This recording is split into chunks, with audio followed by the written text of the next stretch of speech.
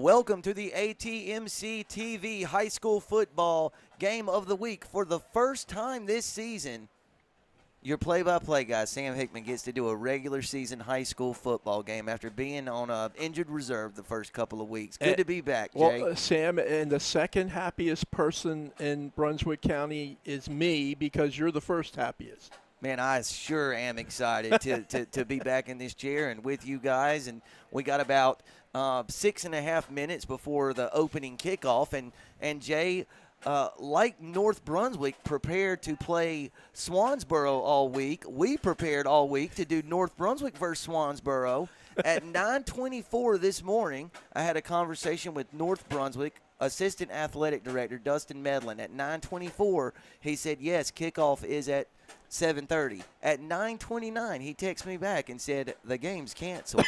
And so, of course, we go into scramble mode. What game are we going to do? Is there anything nearby? What would the fans enjoy? And about that time, Coach Medlin texts me back and says, we're going to play Bunn now, which is about, what, two hours away or 2.5 hours away. So these two teams did not prepare for each other all week long, but 9 hours before kickoff on Friday night, they agreed to play here in Leland. We prepared. Right? Yeah, but not for Bunn. Not for Bunn. I thought there was a 50-50 shot that our ATMC game of the week was going to be Carolina tonight. I really did. Yeah. But ESPN beat us to it, so, what are you going to do? And apparently the Virginia Tech faithful would have enjoyed that as the Hokies are out to a 14-0 first-half lead. Well, let me tell you. But, boy, we got two good high school teams we're gonna see tonight, Jay. What can you tell us about the 0-1 North Brunswick Scorpions and the 1-0 Bunn Wildcats? Well, first, the Scorps, Coach Brian Davis, of course, and as Sam said, they're 0-1. That 0-1 came the opening week of the season. We actually did that game here at ATMC, and it took 2 nights, right, because of storms that came in the first evening on Friday night. They finished the game up Saturday morning, 54-13, Whiteville victorious. Whiteville is an awfully good high school football team, could go a long, long way this year in the 2A class as far as the state tournament is concerned. But look, when you watch North this year, it's all about number 12, R.J. Green, a 6'3 senior quarterback, very talented runner and passer, strong arm, big, strong kid. In that opening season loss to Whiteville, R.J. was 14 for 32 for 205 yards through the air and a touchdown, and gained 81 yards rushing and also scored a touchdown. He found a new receiver. One of the things that they had to solve coming into this season was to replace a lot of senior wide receivers who graduated last year. They maybe have one, and junior 6-foot-tall Jaden Armstrong. He had 4 catches against Whiteville for 68 yards and looks like he could be a player. And, of course, you can't watch North without talking about Jaden Granda, 6'4", 235, a senior, plays linebacker, plays tight end. Charleston Southern recruit, an outstanding high school football player, and big, strong kid. He'll have something to prove here tonight. And, Jay, those North Brunswick Scorpions won the opening coin toss and elected to receive. So we will get a look early at North Brunswick quarterback R.J. Green. North Brunswick captains were Seth Deloy, Jaden Granda, R.J. Green, and offensive lineman, another senior, Deshaun Perry. Now, Jay, again, the Scorps all week prepared to play Swansboro, and now they're about to tee it up against Bunn. What can you tell us about the 2A Bunn Wildcats? I would tell you this. They look, on paper at least, to be a pretty good football team. Coach Dale Murphy, they won their opener against Granville Central 34-0. They are led by a junior quarterback, Demarion Watkins, and in that season opening victory, he was 6 for 8 through the air, 148 yards and a touchdown pass. He had a quarterback rating, Sam, of 156.3%. That's kind of like scoring a 1,500 on your SAT, right? He rushed for 48 yards, 8 yards per carry, and a couple of scores. And the running back is a load. Lav Bolden, Lavaldis Bolden, this is gonna be great for me tonight, right? LB, right? Senior running back, 5'10", 225 pounds, 77 yards on the ground, a couple of scores in the game last week, caught one pass for 55-yard touchdown. So he and Watkins accounted for all 5 scores in their 34-0 win last week. They got a good kid defensively, too. He's a youngster, Elijah Austin, a sophomore linebacker, 6 tackles in that opening game win. But looks like, at least on paper, Sam, the Bunn Wildcats are a pretty formidable opponent. Should be a good one for our ATMC TV Game of the Week viewers. Stay right here with us for the game's opening kickoff.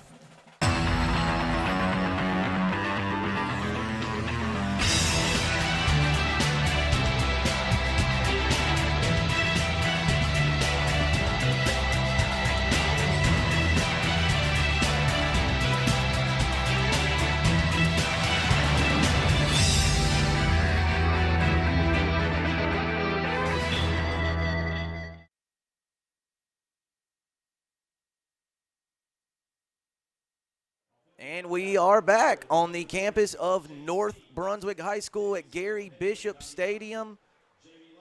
North Brunswick set to square off against the 2A Bunn Wildcats. Bunn in dark green breeches, white jerseys, and yellow helmets. North Brunswick in, what, Jay, would you call that the all grays with the gold helmet, or is that navy? I don't know. What are we calling that I color don't know, there? Man. It just looks good, Sam. Sure That's does. a pretty suit. It looks great. I actually really like what Bunn is wearing as well. Yeah, we give an A+ to both schools' uniforms tonight.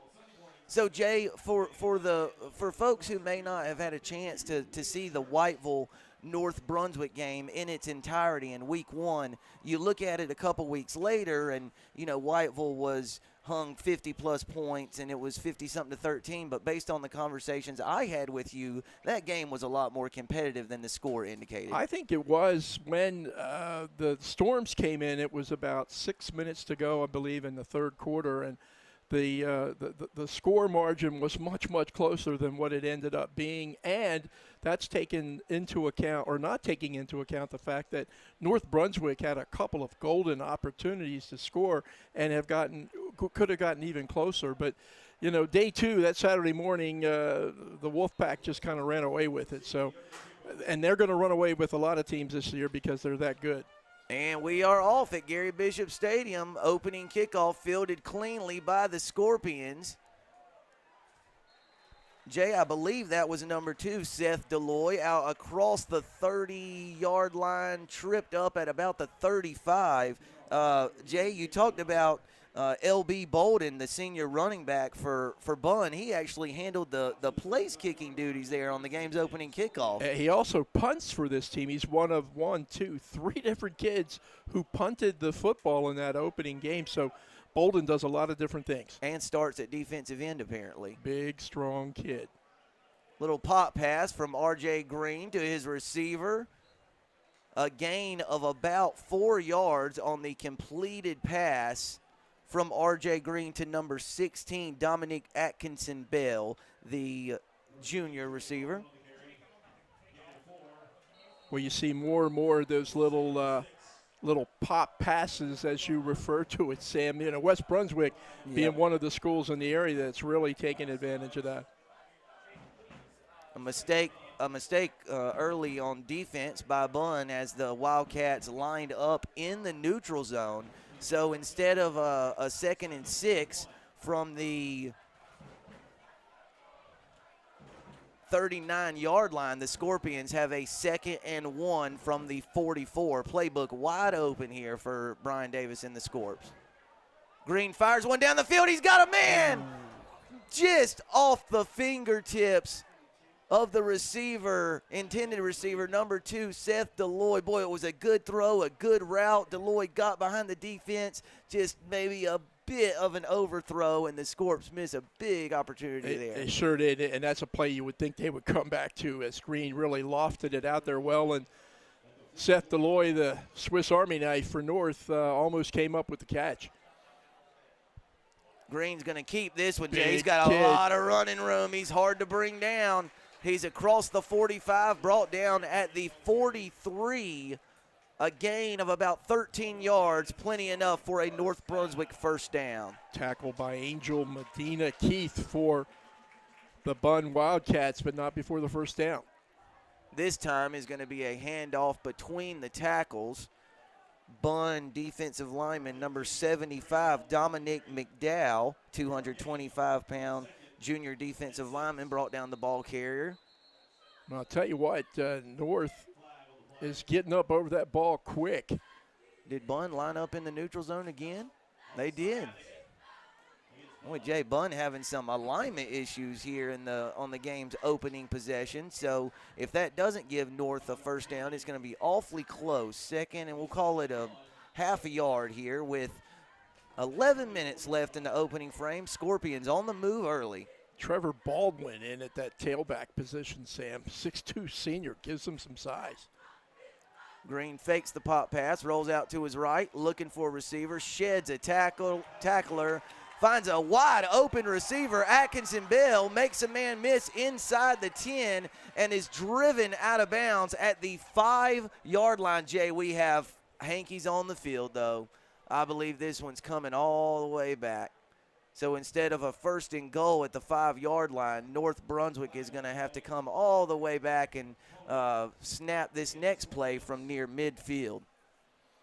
That's unfortunate because Green doing a good job of buying some time by rolling right and finds his receiver. And you've got Atkinson Bell, and I've got 16. somebody else, Michael Green, and I'm wondering which of us is correct. Partner, it's my first game, so I know. Well, I'm looking at one varsity roster for North, and it says 16 Michael Green, and I'm looking at another one that says Atkinson Bell. We're going to ask the boss man to take a look at that and let us know. In the meantime, North has a 2nd and 16. Ball is at the 49-yard line. Green is going to keep it, trying to find room through the teeth of the Bunn defense, but number 7, Travion Artis, the senior defensive end, there to make the tackle. Green got to the 46-yard line. North Brunswick needs the 33 for a first down, so it's about a 3rd and 13 here. And Jay, number 16 is Atkinson Bell. Works for me. 3rd and 13, another flag on the field. Green running for his life around the right side, looking for a receiver. It's picked off, Jay. Yeah. Pass was picked off, trying to get a number. That's number 44, Cody Mongold. But, Jay, it was over there in that area where Bunn's been lining up offside, so we'll have to wait on the call from the official. If it's on North Brunswick, it'll be an interception. The play will stand. So we'll wait on the signal from the White Hat. Procedure penalty against North Brunswick. The penalty is declined, and Bunn forces a turnover on the game's opening possession, an interception by senior linebacker number 44, Cody Mongold. And Bunn takes over 1st and 10. Ball marked at the, where are they going to put it down there, partner? Mongold picked that pass off at Bunn's 29-yard line. So Bunn will have a 1st and 10 from the 29, and we'll get our first look on offense at junior quarterback Demarion Watkins, who is very talented, and we're watching him throw the ball around in pregame warm-ups, and he looks like a very skilled athlete. That was actually a lateral. Bunn looking for some running room across the 30. Ball carrier brought down at about the 31-yard line after a gain of 2 yards. That's Cook, Domantea Cook, a sophomore running back. He had 60 yards last week rushing on only 6 carries. DeMonte Cook. Just a 10th grader, partner. Yep, like those young guys. 2nd and 8. Ball is at the 31-yard line. Watkins hands off around the left side. Bunn has a little bit of running room. Trying to see, that's Cook again, partner. 24, DeMonte Cook on the carry. He got from the 31 to the 35-yard line, so a good gain there on 2nd and 8. of about 4 yards sets up a 3rd and 4 for Bunn. Ball is marked at the 35-yard line of the Wildcats. Cook looks pretty quick, and when you only weigh 145 pounds, you better be. Some big guys out there on that defensive front for North, particularly number 3, Granda. So now Watkins under center. He's going to hand this one to Bolden. Bolden still on his feet. Jay, not sure how he picked up that much yardage, but he somehow stayed on his feet, rumbled across the 40-yard line, brought down at the 43, a gain of about 8 yards, and a Bunn first down. Yeah, he is a load. Yeah, he sure looks like it at 5'10", 2 1/4, and then one of them, rumble, stumble, fall forward kind of guys that is going to pick up positive yardage mostly every time. So a tough guy to deal with, but North's got to figure out a way to do it. So Bunn with a 1st and 10 at its own 43-yard line. Watkins in the shotgun. Going to give it to Bolden again. Bolden still on his feet, and Jay, they're going to tack on 15 to that one. Somebody got him by the face mask right near the line of scrimmage. Yeah, it kind of looked like when he was making that first surge through there, somebody may have got a mask. We'll wait for the officials to call it. There it is, Sam. Okay, looks like it might be of the 5-yard variety, but Jay, even there, it looked like North Brunswick had him bottled up, and even grabbing the face mask, Bolden picked up 8 yards, add 5 more for the face mask. That's a 13-yard gain and another Bunn first down. Yeah, it's I think it's kind of tough to get your arms around a 225-pound bottle, right? And that's what LB Bolden is going to force you to do. Big, strong kid. 7:55 left in the opening frame. Watkins in the shotgun, flanked by Cook and Bolden. 2 receivers to the top, 1 to the bottom. Watkins going to try to turn it up, and North all over it. Bring him down for a 6-yard loss, a 5-yard loss on 1st and 10, and there's the first big play of the night by the North Brunswick defense. Who got home there, partner? Looked like Jordan Jackson from his defensive secondary position, and had some help from others, but Jackson, the 5'11" junior, with a big stop there. You see him get Watkins around the ankles, Jay, and bring him down. That's you have to bring down these big, strong ball carriers, and you want to get them down low, right? Yeah, you hit them guys high. That's just what they want. Get them down low. So 2nd and 15. Ball is at the 49-yard line of North Brunswick. Watkins back under center. Handed it off to Bolden, but it was blown. The play was blown dead. Dead ball, offsides against North Brunswick. Jay, that is the 4th neutral zone infraction in the first 5 minutes of the game. 3 against Bunn and now 1 against North Brunswick. And now Bunn just got back the yardage that it lost on first down with the Watkins 5-yard loss. It's now 2nd and 10. Ball is at the 44-yard line of the Scorpions. Yeah, a lot of penalties here early on in the opening quarter, and these two teams still trying to feel each other out. Almost another one on North. Bolden. Not blown dead. Bolden around the right side. Look at him go, Jay. Gee, this is a big physical kid. Rumbles his way from the 44-yard line to the 35-yard line of North Brunswick, but not quite enough for the first down, partner. Bunn is going to face a 3rd and 1 from the 35-yard line. And if this first drive is any indication, plus his numbers from last week, LB Bolden is tough. He's tough, yeah, and when you're that big, you wouldn't expect him to have the speed that he's demonstrated to get around the edge, but he can do that too. Watkins under center, gives to Bolden. Jay, that's going to be really close to the marker. North Brunswick did a great job swarming to the ball carrier. He is marked inside the 35-yard line. It's a first down. So North Brunswick bottled it up nicely, but it was enough yardage for a Bunn first down. Wildcats 1st and 10 at the 34-yard line of the Scorps. Looked like the tackle that time was by Camonte Carter, another youngster, sophomore linebacker for the Scorpions. But yeah, nice effort that time. But Bolden just a tough hombre. Now Watkins back in the shotgun. Jay, this is very wing T-ish. Even when they're in the shotgun, it's wing T principles. Watkins rolls out, fires a pass down the middle of the field. He's got a man. Pass is caught by number 85. That's Jacob Herron, the junior wide receiver.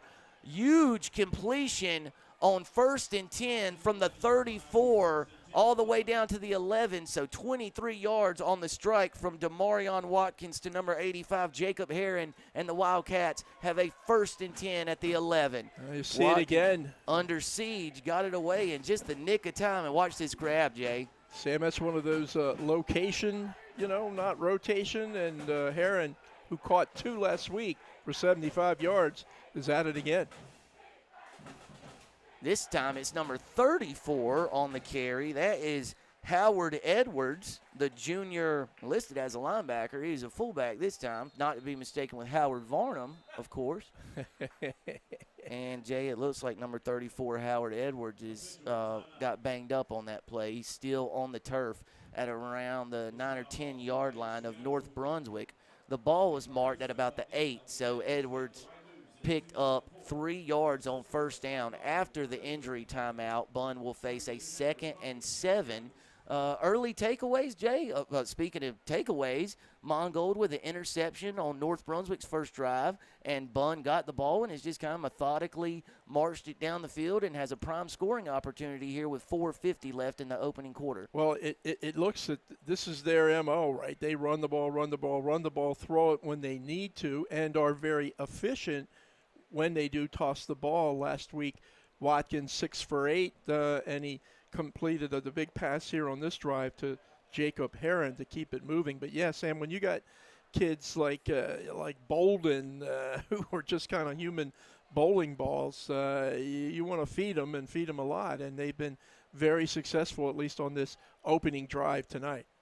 Jay, I know we'll talk a lot about this as the night progresses, but isn't it just kind of crazy how things are shaking out right now? Like, North Brunswick has Swansboro on the schedule. It's 9:29, and Swansboro can't play. And it's almost like, when we were kids growing up, like go down the street and find 5 kids who can play and schedule a game. It's like pickup games. Like, yeah. Hey, Bunn, you don't have a game. Want to come to Leland tonight? Well, it was one day. And listen, unless I'm mistaken, first of all, I had to look up where Bunn is.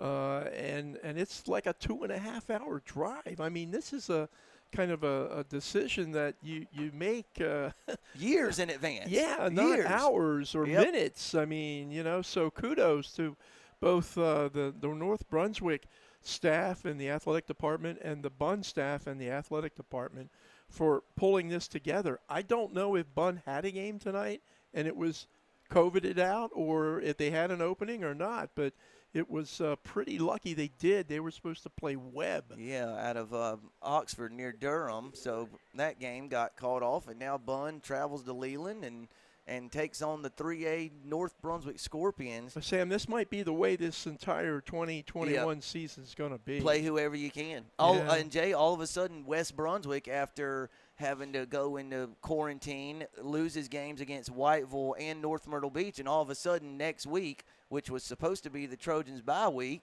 now West Brunswick is playing West Florence, from 3 hours away down in South Carolina. So it's just, you take every day, for what it is and try to figure it out and do the best you can. But, Jay, here's the important thing about something like tonight. Trust me, the kids from Bunn and the kids from North Brunswick want to play a football game. If they have to get on a bus and go 4 hours to do it, so be it. But there's a lot of logistical factors involved. What's Bunn going to eat after the game? Do they have a bus ready? Do they have somebody to drive the bus? Hot dogs, I'm sure. See, there you go. Yeah. So there's a lot of moving parts here. You didn't understand that, did you? I did. Okay, you are a little slow. I did. With good reason. Right? North Brunswick is feeding them. That's what Aaron says in our ears. To echo what you said, Jay, kudos to the athletic staffs at both schools and the school officials here at North Brunswick for making this happen, because as of 9:30, I think as late as about 10:30, there was not going to be a football game at North Brunswick tonight. And here we are. Well, I'll tell you right now, if you're Howard Edwards, the injured player, you might kind of wish that we weren't having a game. Yeah. You can see the cart coming on the field, and Edwards getting a lot of medical attention down there around the 10, 15-yard line. So Howard is a 5'7", 180-pound junior for the Wildcats. Last week, he rushed for 5 yards. He had a couple of tackles, 3 tackles, and also one of those was a tackle for a loss. So let's hope Howard's going to be okay. And don't know if we'll see him again here this evening, but Jay, might be a good time to mention by my very unofficial count during warm-ups, Bunn has dressed out 27 players tonight.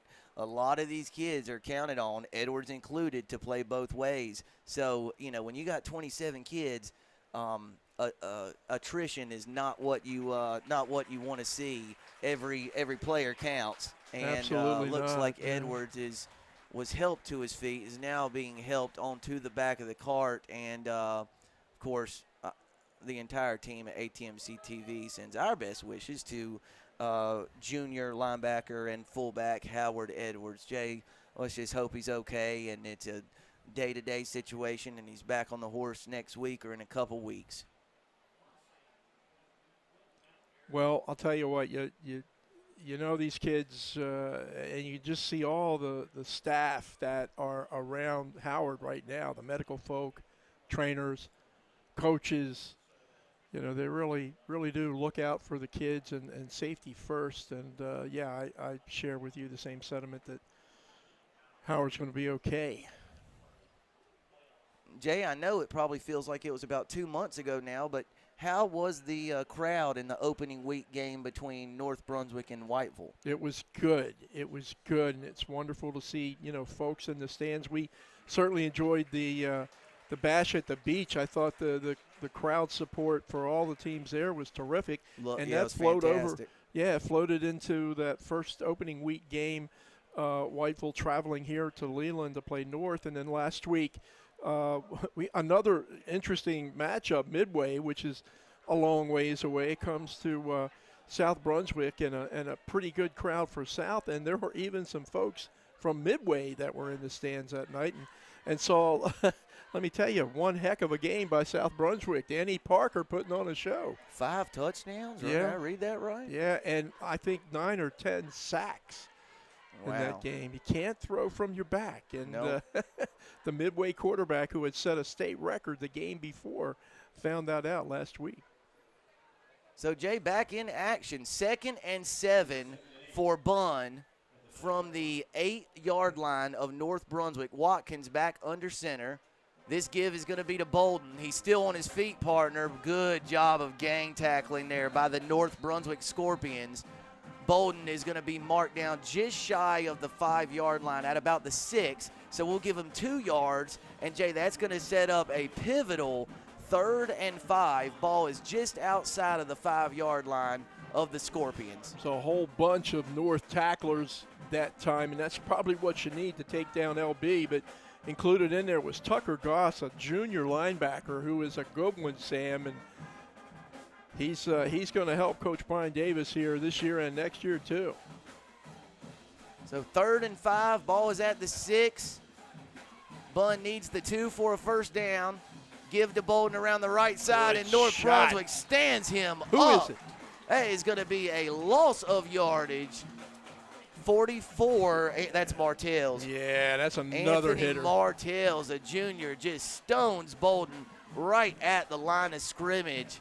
And in a scoreless game, 3.5 minutes left to go in the first quarter, it looks like Bunn is going to leave the offense on the field. Yeah. Martell's like Goss, junior linebacker, and he's a plugger, man. He'll put that head down on you. Gotta watch that time. Gotta watch the hard count here if you're North Brunswick, partner. I keep an eye on Watkins keeping the ball too. Man in motion. It's going to be an inside handoff nice. to Bolden, and he is in. Wow. Boy, what a great play call. Woo. On 4th and 5 from the 6-yard line. Bunn sends a man in motion They faked kind of a toss sweep, and Watkins sold it very well, and then spins around, inside handoff to L.B. Bolden, who was almost untouched for the score. And with 3:10 left in the first quarter, the visiting Bunn Wildcats have claimed a 6-0 lead. Yeah, I'm pretty sure, Sam, that play is exactly like you draw it up. Boy, they dialed that one up. That was they fooled North Brunswick there. Flawless execution that time by quarterback Watkins and running back Bolden, and good blocking at the point of attack. I think we're going to take another look. Watch it, Jay. Man Here's in the fake. motion. There's the fake toss, the inside handoff to Bolden. Look at the pole.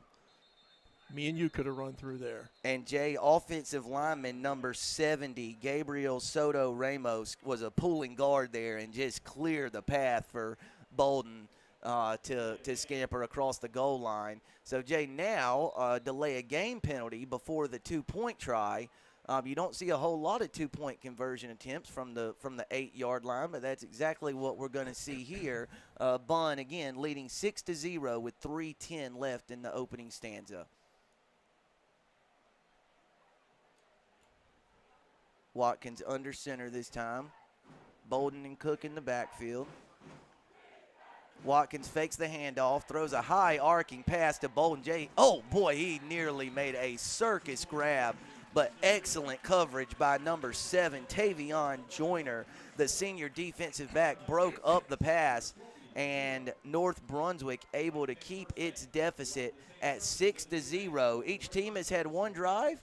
Bunn with a 71-yard scoring march. North Brunswick threw an interception on its first possession. So, Jay, we've settled in, got a little bit of rhythm going, and it's the Bunn Wildcats with an early lead. Yeah, and again, taking advantage of a mistake did Bunn, and resulting in the 3-yard run and for a score by Bolden, and some good defense, as you mentioned, Sam, on that 2-point pass attempt by Tavion Joyner. Really had Bolden defended well. As we look at the North Brunswick cheerleaders and look at kind of in the horizon there, Sam Hickman. That's a kind of a pretty orangey, pinky, blue, I don't know, sky tonight. I'm a little bit colorblind, but it sure looks pretty on our monitor. Sure is. Got a nice night here in Leland for some high school football.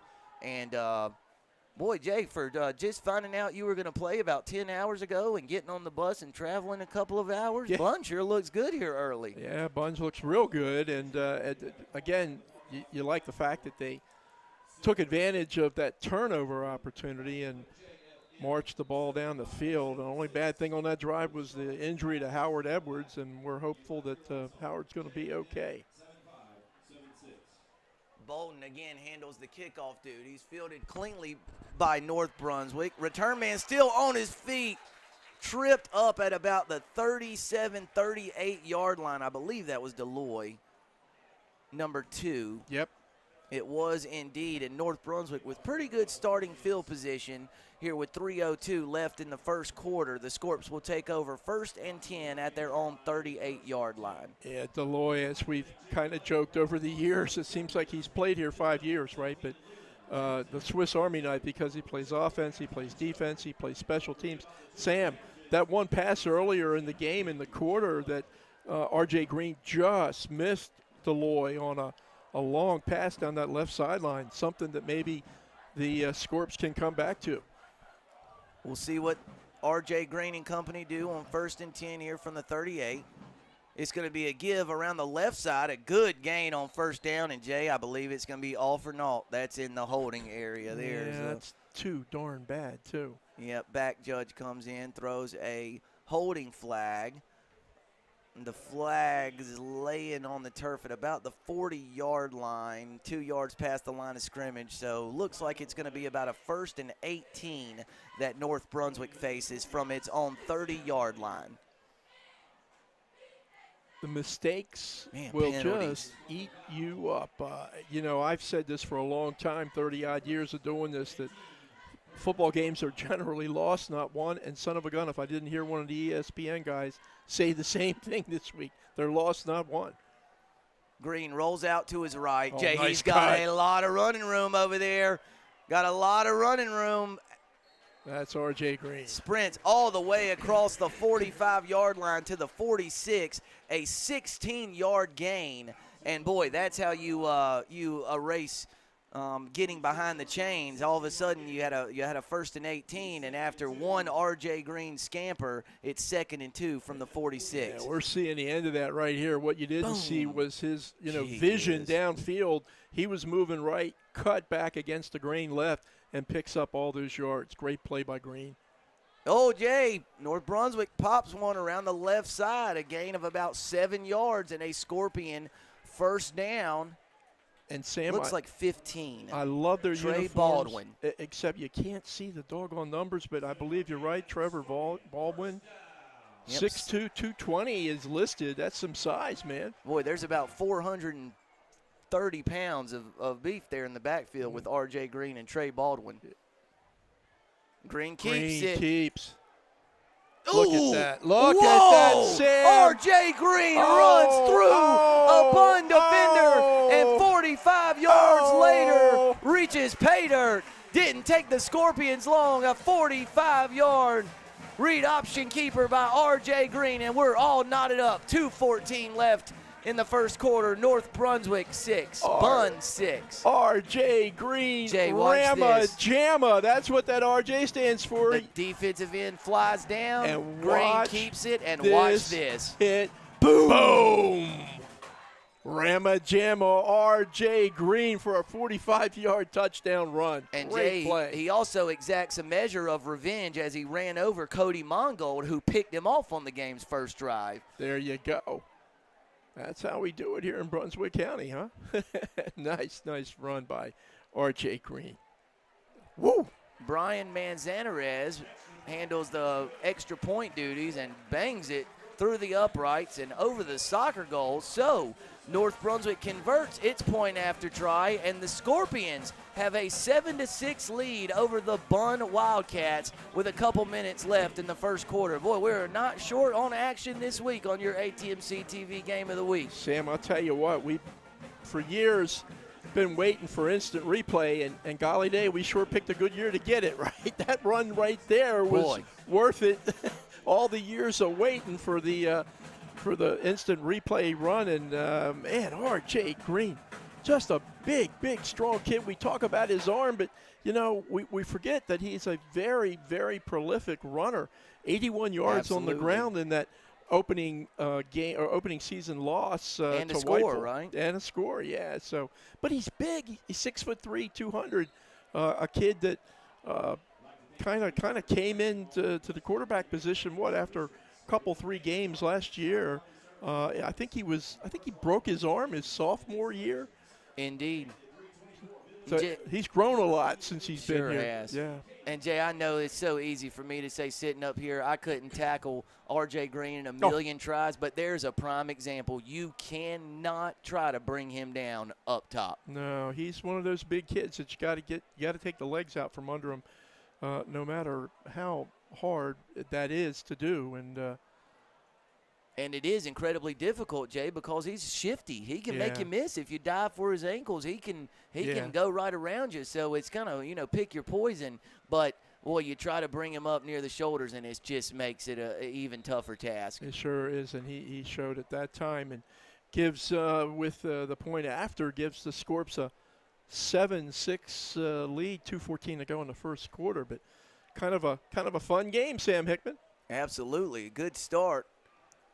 Short-ish kick, fielded at about the 28-yard line by number 1, Jordan Perry. And I think he actually lost yardage on that kick return. Special teams, and that's RJ's brother, Teron Green with the tackle. 10th grader getting down that field on special teams. Boy, I'll tell you what, if you're a coach, man, you just kind of remember those special teams plays, don't you? And that one by Teron Green is certainly one worth remembering. So Bunn will start this drive at its own 27-yard line. Bunn has had one offensive possession and marched 71 yards for a score, but the Wildcats now trail North Brunswick 7-6 in the early going. Watkins, man in motion. He's going to keep it, and he is stood up at the 29-yard line. A gain of 2 yards will set up a 2nd and 8 for the Wildcats. Yeah, a bunch of Scorps in that time. Among them, 54, Gavin Lindbert, whose brother, I believe, played here. And Gavin is a sophomore in the middle of that North Brunswick line. A lot of young players on this North team, and these kids got some talent, got some skills. 90-odd kids came out for football this year at Leland. Numbers. Great numbers for Coach Davis. 2nd and 8 from the 29. Hand off to Cook around the right side. He's got a little bit of running room. Oh, my. Cook still on his feet. Finally brought down at the 48, a gain of 19 yards and a Bunn first down. My. You talk about Jets. Cook showing one there, the sophomore running back. 10 yards per rushing attempt in their season opening win, and he picked up a bunch of yards that there. time. Yeah. 19-yard gain sets up Bunn with a 1st and 10 near midfield. Kind of lightning and thunder with him and LB in that backfield. This time they're going to give it to him around the left side. Tough to bring down. Still on his feet. Finally brought down at the 45-yard line. He lost 3 yards there, and a good job, good pursuit to the football. Number 7, Tavion Joyner, was there along with 44, Martels. So 2nd and 13 for Bunn. I'm not sure. I think that could have been Granda who had him initially, and slowed him down. And when you get a chance to slow Cook down, you want to. And then good pursuit by the remainder of the North Brunswick defensive unit. So, Jay, 20 seconds left in the opening frame. 2nd and 13 for Bunn. Ball marked at the 45. Watkins in the shotgun. Joyner the lone back. Watkins is going to pass, or try to. Fires a pass down the field. Jay, it was caught. What a catch. Laying on his belly. Give me a number. That's 85. That's Heron. Yep, 85. Jacob Heron makes an incredible catch and a great scramble and throw there by the junior quarterback, Demarion Watkins. It was a 15-yard gain and a Bunn first down. It was also the final play of the first quarter at Gary Bishop Stadium on your ATMC TV high school football game of the week. After 12 minutes of game action, it's North Brunswick 7, Bunn 6.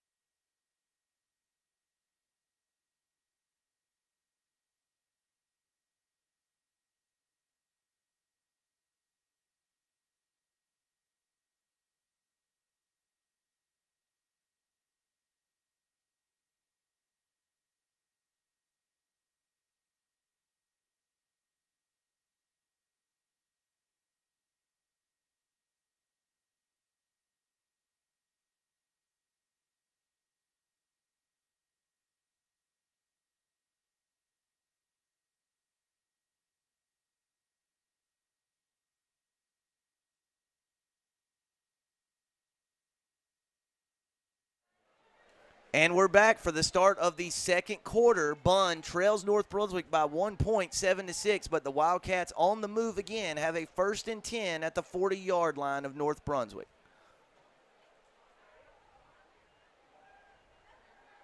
Watkins drops back to pass. Across the middle of the field, a dangerous pass. Yeah, there's Deloy around the ball, though, Sam. The Swiss Army knife does so many different things, and he was in pretty good defensive position that time. Believe that pass was also intended for number 85, Jacob Heron, but this one falls to the turf incomplete, setting up a 2nd and 10 from the 40-yard line of the Scorpions. Well, this time,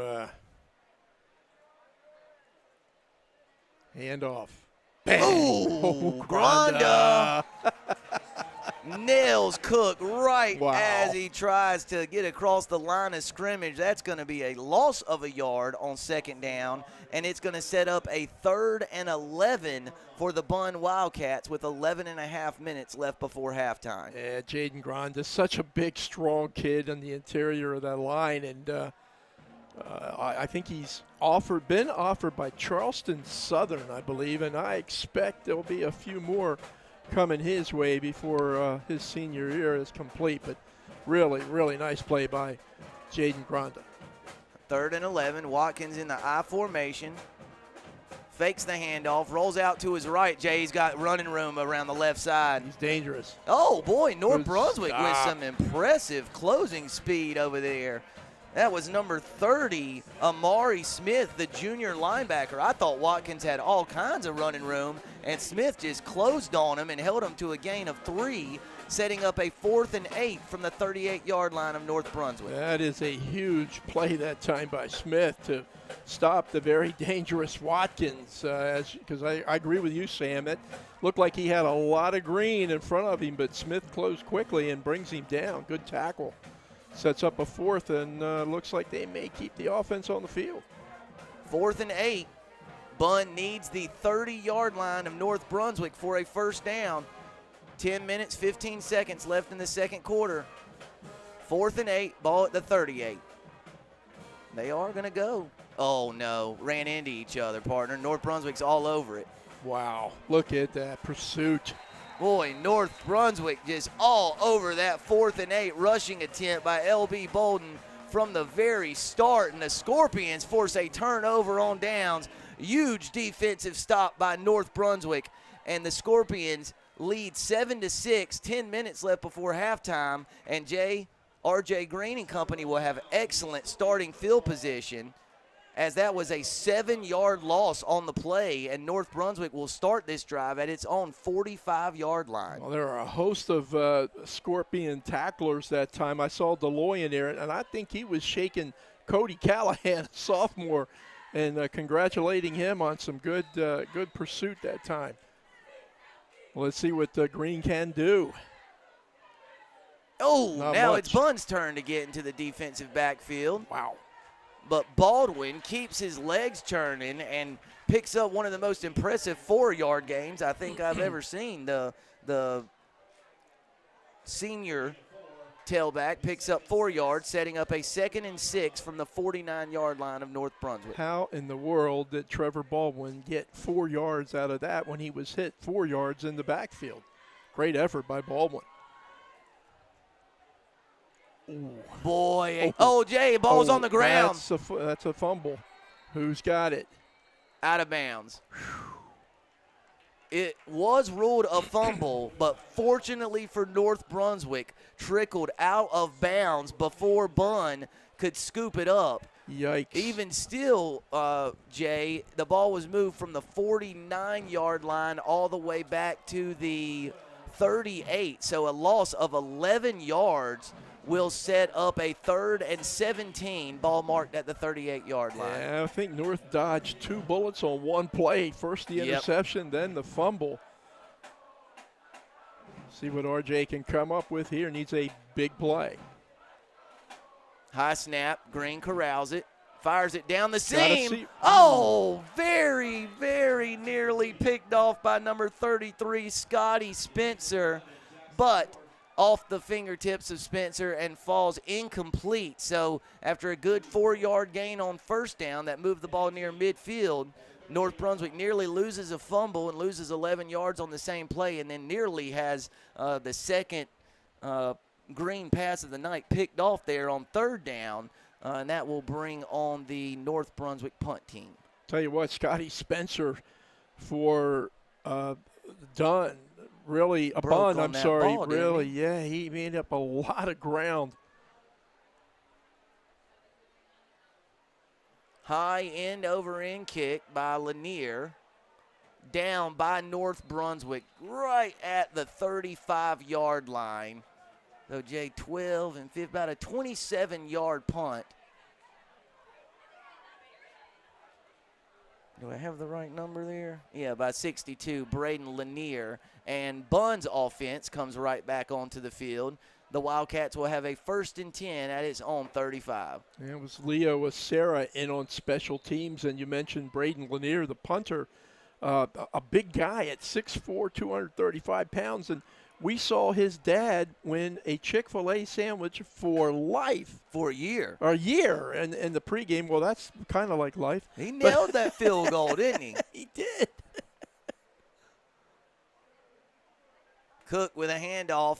Boy, he's just stoned. That's Granda again. Yeah, he's having a nice game here tonight, Sam. I think that week 1 against Whiteville, and Dr. Maurer and I were working that game, and I'm trying to remember how many times we may have mentioned Jaden's name that night. I don't remember a lot. He is making up for it here this evening. Boy, he's just been all in the Bunn offensive backfield on the last couple possessions. That was Cook, who lost a yard on 1st down, setting up a 2nd and 11 from the Wildcats' 34-yard line. So both teams kind of settling in here defensively, and you wonder if it's going to be a big play, maybe the legs of Bolden or Watkins. False start. And that's going to go against the visitors. False start penalty against Bunn. That's going to change it from a 2nd and 11 at the 34 to a 2nd and 16 from the 29-yard line. So after the scoring drive on their first march of the contest, the Bunn offense struggling to find its footing a little bit here early in the 2nd quarter. Well, Sam, think about it. 12 hours ago, these kids were going to play somebody else. Yep. They weren't going to be in Leland. Jay dropped the snap. On the ground. Watkins dropped the snap. And I believe North says recovered they got it. North says they've got it. The referee has not signaled yet. No, Bunn recovered it. Boy, North Brunswick sure sold it nicely. They did. Martell's is telling, hey, come back. Oh, it is 3rd down. It's still Bunn football. Boy, that was confusing. Was I mean, it's 3rd and 21. It's a long way. At least now if you're Bunn, you can run the ball and punt it away and maybe flip field position. Sam Hickman, they almost got to go back to Bunn to make the 1st down on this play. Yep. So long situation for the Wildcats. Ball marked at the 24, and Bunn needs the 45 for a 1st down. 3rd and 21. Oh, good penetration again by that defense. Another loss of yardage and a big play by the North Brunswick defense. And I'll tell you what. Number 50, Kamonte Carter, sophomore linebacker. 2nd time tonight he's been involved, and I think, is that Bolden on the ground?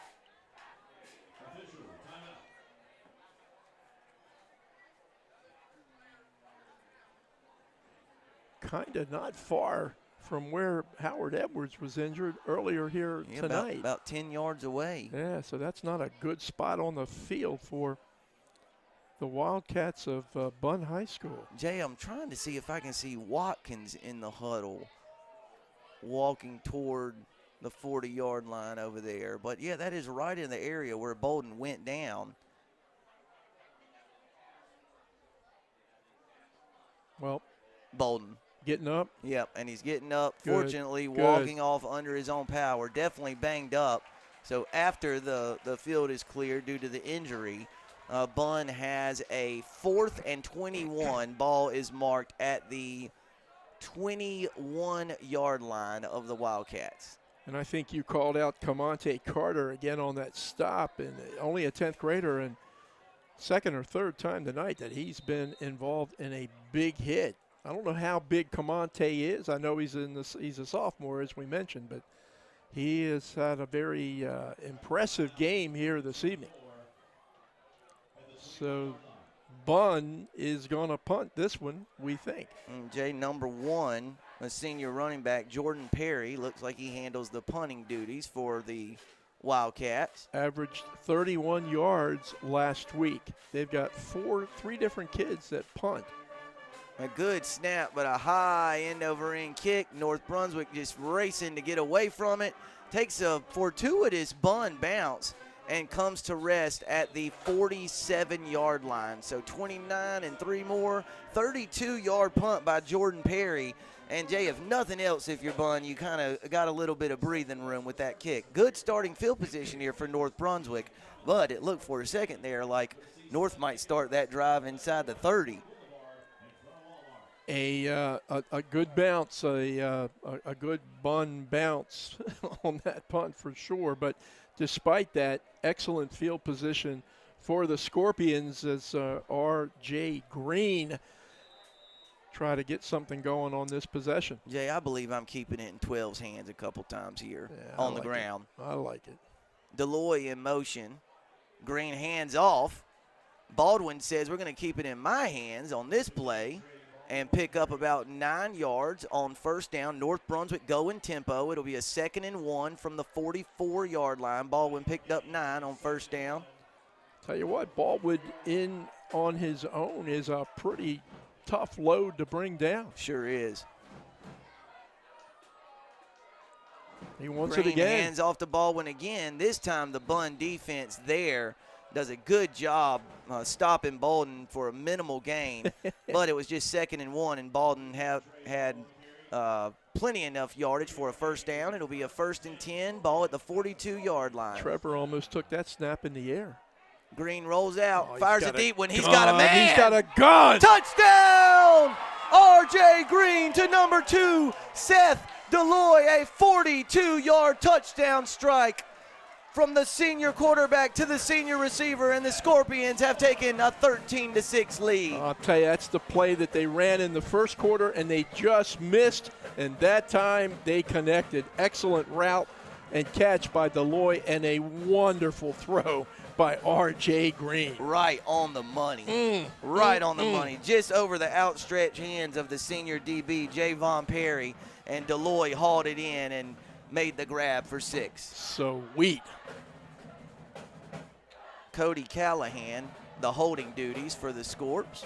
Kick is up by Manzanares. It is good, and suddenly North Brunswick has scored 14 unanswered points, and the Scorps have a 14-6 lead. Jay, we had a flag on the play. It was a false start, so they're almost certainly going to make North Brunswick try this kick again. 5:32 left before halftime. It's North Brunswick 13, Bunn 6. Manzanares will have to try to knock it through the uprights again, but this time ball will be snapped from the 8-yard line instead of the 3. Well, Brian's got a pretty strong left foot, and sure does. He's going to have to kick it from a little further out. But where's Steve Lanier when you need him? He drilled this moments ago. He's eating a Chick-fil-A. Low snap, good hold by Callahan. Get across there. There you go. Callahan did a great job kind of scooping that low snap off the turf and getting it on the tee. Manzanares bangs it in. And now it's North Brunswick with a 14-6 lead. So, Jay, after an early scoring drive by Bunn, it has been all North Brunswick. How does this Bunn offense get back into the rhythm that it found early in the contest? Well, you know, it appears to me they've got 3 key players offensively. It would be the quarterback Watkins, the running back Bolden, and the wide receiver Herron. And so to the extent that the Scorps can hold those 3 down, it's going to be a tall order for Dale Murphy's Wildcats. Jay, maybe it starts right here with a big play on special teams. They've got Bolden back there. He's one of the team's kick returners, along with 24 Cook. I would not. Yeah, well, that's the thunder and the lightning, right? You know, Cook, the little quick guy, and Bolden, the big, strong, lumbering guy. But, yeah, special teams so important. So important for North Brunswick to play this one solid. They've kind of turned this game around in their favor. Don't want to lose that momentum on a special teams play. So North Brunswick 14, Bunn 6, 5:32 left in the second quarter. North Brunswick has scored 14 unanswered points, a 45-yard touchdown run by R.J. Green, and a 42-yard scoring strike from Green to Seth Deloy, and kind of a quasi-onside kick attempt fielded cleanly by Bunn, and it was number 33, Scotty Spencer, who jumped on the carrying football at around the 44-yard line. So now it's Bunn's turn to get a pretty excellent starting field position near midfield. Yeah, I think Coach Davis did not want to give either Bolden or Cook a chance to make a big special teams play. So don't blame them there. Not the way the North defense is playing right now. Play it safe. Give them decent field position for sure, but don't want to give them one of them 90-yard run back plays. So D. Watkins, the quarterback for the Wildcats of Bunn, got to get something going on this drive. They're going to air it out. Pass is complete. Wide receiver still on his feet. Brought down at the 49-yard line. A gain of 5 yards on 1st and 10. Yeah, I believe that was number 10, Javon Perry, who made the grab there and picked up 5 yards. It'll be a 2nd and 5, ball marked at the 49. Well, like at least, judging on one game, this is a team, this being Bunn, kind of judicious with their throws, and but yet very efficient in throwing the ball. Now, they didn't trail last week in a 34-0 win, but they're behind now, so maybe they're going to play this one a little bit different. 4:45 left in the second quarter. 2nd and 5, ball marked near midfield. Trying to turn the corner there. Cook very nearly lost the football and picks up, it looks like, enough yardage for a Wildcat first down.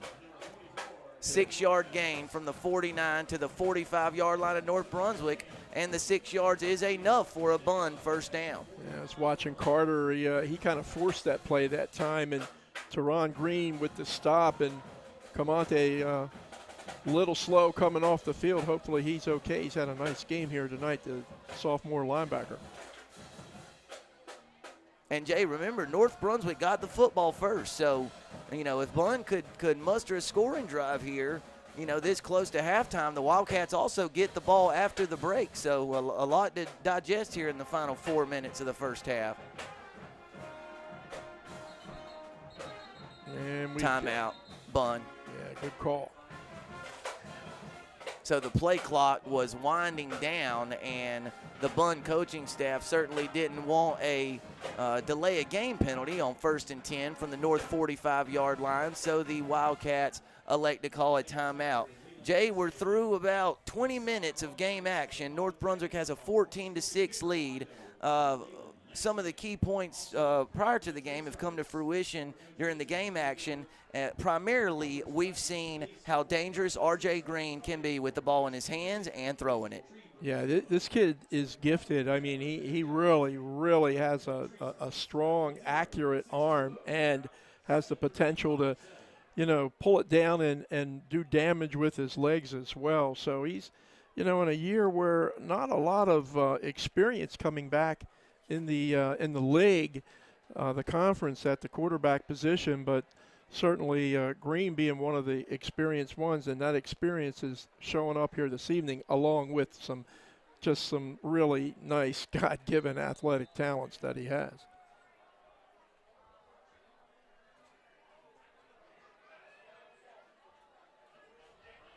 So 1st and 10, ball is at the North Brunswick 45-yard line.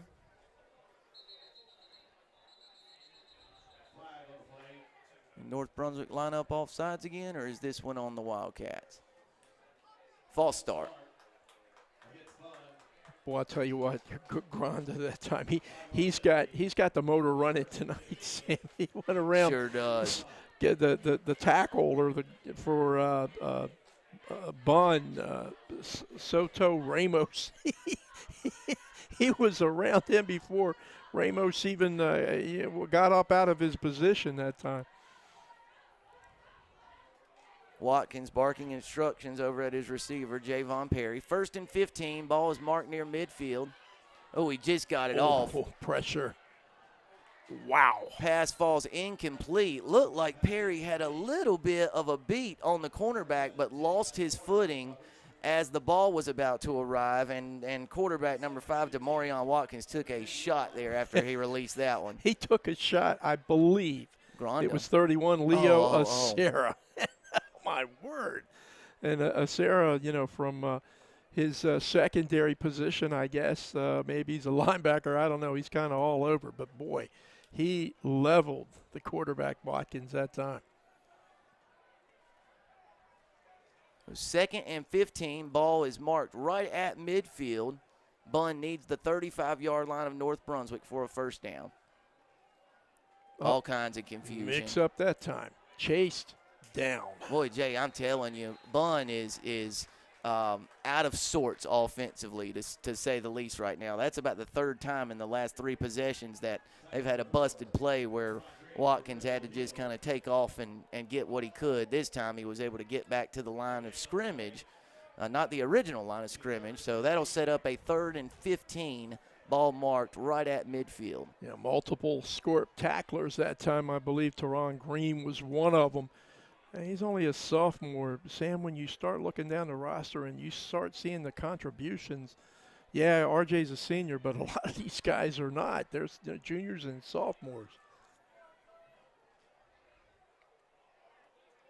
Handoff to Nice Cook. cut. Nice cut. He's still on his feet. Going to need a lot more yardage than that for a first down. But a big gain, or a good gain there on 3rd and 15 of about 8 yards.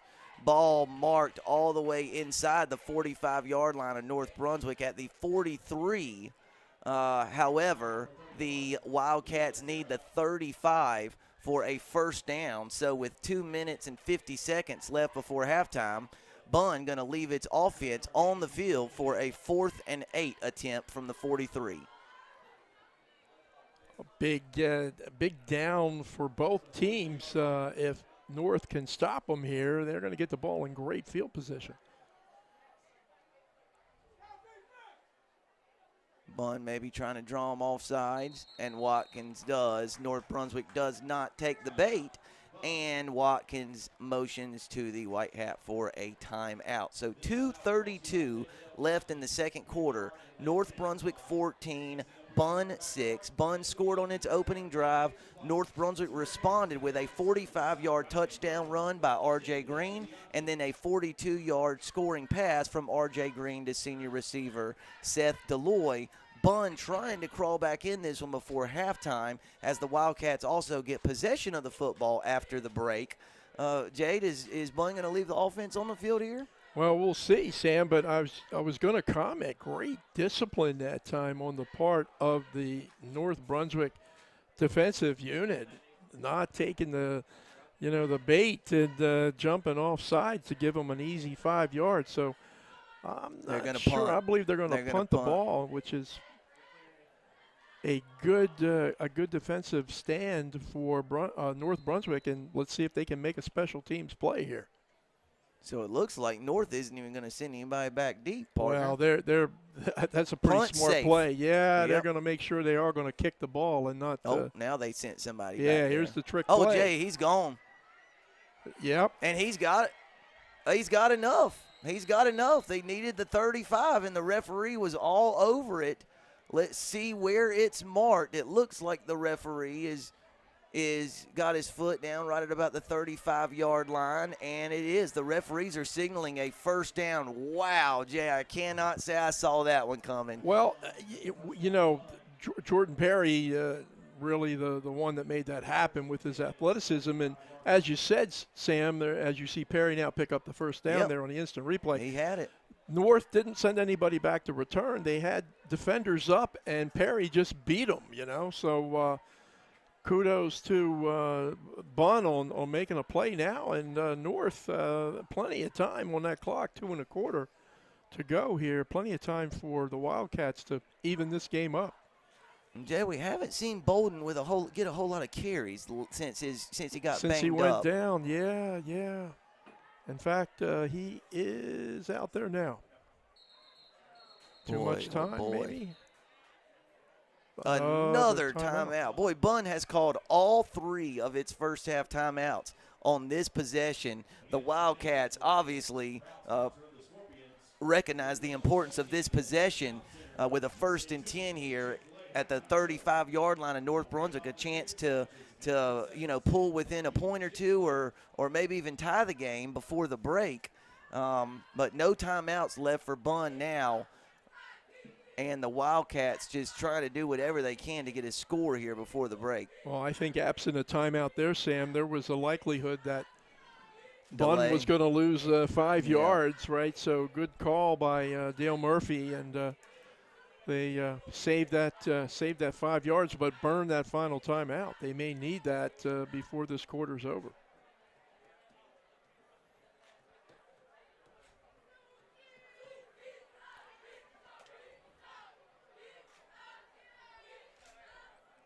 Taking a look there at the Bunn Wildcat huddle. The white and the green. I guess those are close to Green Bay Packer uniform, Sam. White, green, yellow helmet. North Dakota State. Ooh. The Bison. Tell you what, they're pretty good, man. Sure are. They are pretty it's good. It's a machine up there. There's a machine out in Boone, too, you know it? Yeah, don't I know it. They pummeled my alma mater last night. No. Watkins under center. It's going to be a little trap play. No going. Thought he had a little bit of running room, but he was stood up right at the line of scrimmage, setting up a 2nd and 10 from the 35. Trying to see who is climbing up last from the bottom of that pile, and that's Anthony Martell. Martell, yep, 44. That kid's a good one, Sam. He is a good one. Not real big. 165 pounds is what they list him, but he plays big. He sure does. So 2nd and 10 at the 35-yard line. Watkins in the shotgun, a little bit of a wing T formation, fakes the handoff. He's going to throw, got a man, broken up. What a great play in the defensive backfield by number 9, Jordan Jackson. Looked like Watkins had his man and a completion enough for a 1st down, and Jackson broke it up at the last minute, forcing a 3rd and 10 from the 35. J.J. Jordan Jackson, number 9, 5'11", 150-pound junior, and he made an excellent play on that pass, getting there just in the nick of time, Sam. That was a completion all the way until in the very end of the play when Jackson broke it up. Yep, did a great job. 3rd and 10, ball at the 35. Oh, he's in trouble, partner. Oh, he's got a man. Oh, he dropped it. Oh, wide open, number 10, Javon Perry. Just right off of his hands. Jay got loose behind the North Brunswick defense and just couldn't quite corral it. Boy, 2 big missed opportunities on 2nd and 3rd down by the Bunn Wildcats. And let me tell you, Watkins put that one right on the numbers, right, and he was under money. A lot of pressure. That was a great effort by Watkins, and Javon Perry just not able to come up with the reception. So Scorps dodge a bullet there. Sets up another important down. Yep, 4th and 10 from the 35. And now if you're Bunn, you run the risk if you don't get it. North Brunswick's got plenty of time to go add another score before the intermission. But first things first, 4th and 10. Watkins rolls out to his left. Who intercepted? Threw it into coverage. Ball was picked off by number 4, Taryn Green, and Jay always going to pick off that pass, but the interception actually cost North Brunswick about 15 yards of field position. Not a killer there, but Green with the interception, but the drive now starts at the 20 instead of the North Brunswick 35. Yeah, that would have been a lot of quick thinking on Teron Green's part. Absolutely. To like drop that ball to gain the 15 yards. I think if you're Coach Davis, you pick love one that off he 10 times out of 10. Catch it, right? Yeah. So as you said, Sam, plenty of time for R.J. Green and the Scorpions to move this ball up the field. If nothing else, maybe get in field goal position. Did we have? Yep, we had a timeout by North Brunswick before the flag. So the flag was waved off. 1:23 left in the second quarter. North Brunswick 14, Bunn 6. Bunn scored on its first possession of the game after picking off an R.J. Green pass. And then North Brunswick has scored 14 unanswered points, a touchdown run by R.J. Green, a touchdown pass from Green to Seth Deloy. And here we are with a minute and a half left before the break, and the Scorpions clinging to an 8-point lead. Taking a peek in that North huddle there. Look at that big 54 Lindbergh, Sam. Big kid. There's some good big kids out there. Some size 75 is Luca Rassiopi. Yeah, Rassiopi, 305 pounds of Luca. And you wonder why he gets some time to throw in there. 53, Hayden Nance doing an outstanding job on the interior of that North Brunswick offensive line. 1st and 10, ball at the 20, a little pop pass. North Brunswick got some room. Boy, Bunn did a good job spilling that out, Jay. Yeah, nice job of containment that time to the outside. Bell. 16, Dominique Atkinson Bell on the pop pass, picked up about 14 yards to the 34, where North Brunswick has a 1st and 10. Huh. Scorpions keep it on the ground there, and Bunn does a good job bottling it up. And Brian Davis encouraging his senior quarterback to get on the ball. No gain on the play. Sets up a 2nd and 10 from the 34. 55 seconds left here in the second quarter. Yeah, probably a play where RJ would have been better served keeping that ball down the middle.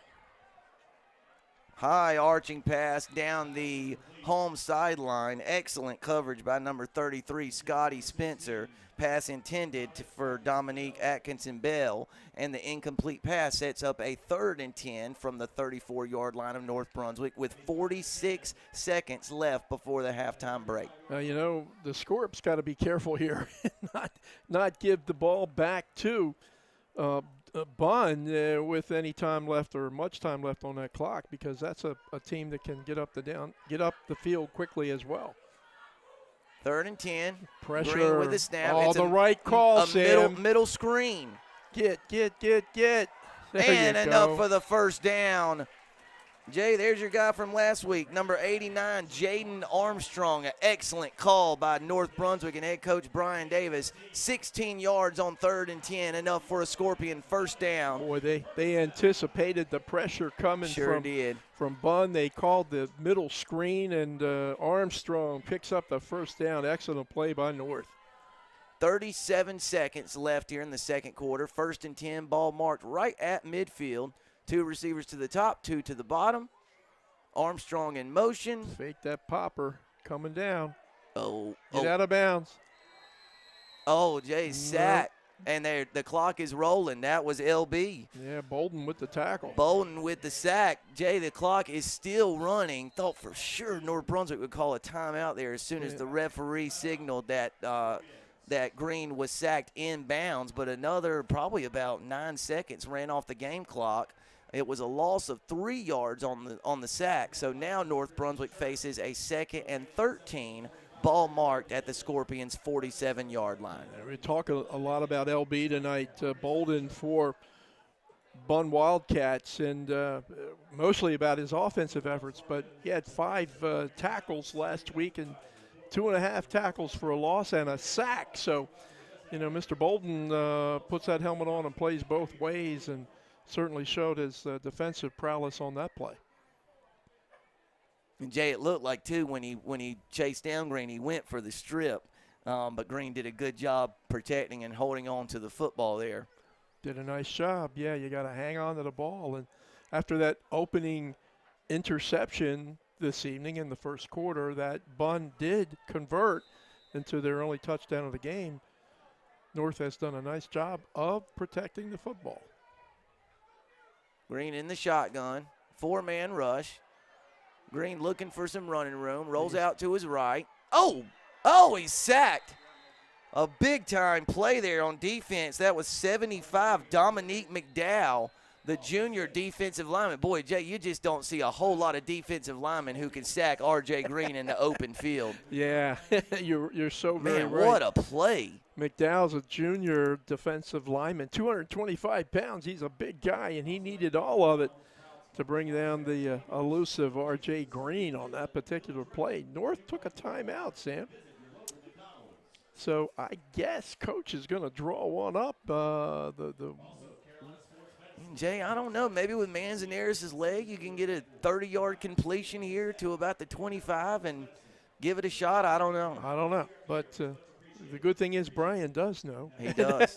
He absolutely does. He's done this for a long time and done it very well, and certainly is doing it very well this year in Leland at North Brunswick. And I think, as we mentioned earlier in the game, the mere fact that like over 90 kids turned out for football at North Brunswick this year speaks volumes as to the improvement in this program since 100%. Coach Davis came along.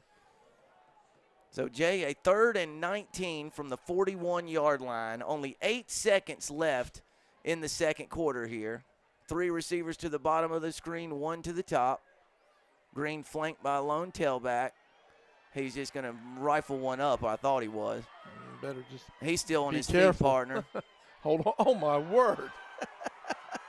Jay, he might have a man. He's got a man. Oh, my word, Sam. He does. What? And the clock's going to run out. The clock ran out. Oh, my golly day. Wow. A touchdown saving tackle by number 10, Javon Perry. But a remarkable individual effort by North Brunswick senior quarterback R.J. Green there. But, man, you got to give credit to Bunn for the individual effort by Javon Perry bringing that receiver down before he could score as the halftime clock expired. Saved a touchdown, absolutely for sure. Saved a touchdown. Bunn will get the ball to start the second half. We're going to take a short break here on your ATMC TV. Oh, Jay, wait a minute, the Sam. first half might not be over. It Wait looks a minute, like there was a penalty against Bunn of some kind. Oh, my. Which will give the Scorpions one more snap. Well, they're going to have to bring both teams back on the field. And, Sam, do you see anybody, do you see the white hat making a call? What happened? Let's see. Let's watch, Sam. What?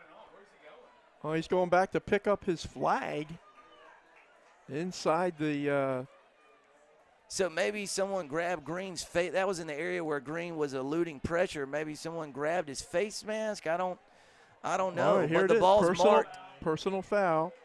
Roughing the quarterback maybe against North. Oh, and Jay, we just had another flag get thrown up. I believe one of the Bunn defensive players just got hit with a flag. Jeez. Which will move the ball to the 1.5-yard line. Wow. Dead ball, unsportsmanlike conduct against Bunn. Dead ball, unsportsmanlike conduct against Bunn. Remember what we said about games being lost, not won? Yeah.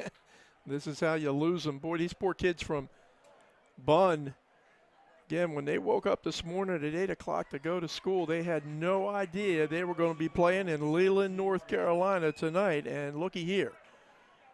So, Jay, no surprise here. North Brunswick leaves its offense on the field, and they've got Granda and Baldwin in the backfield with R.J. Green. Kind of their jumbo package, and let's see if it's enough. I can't help but think that Green will do something athletically on this play.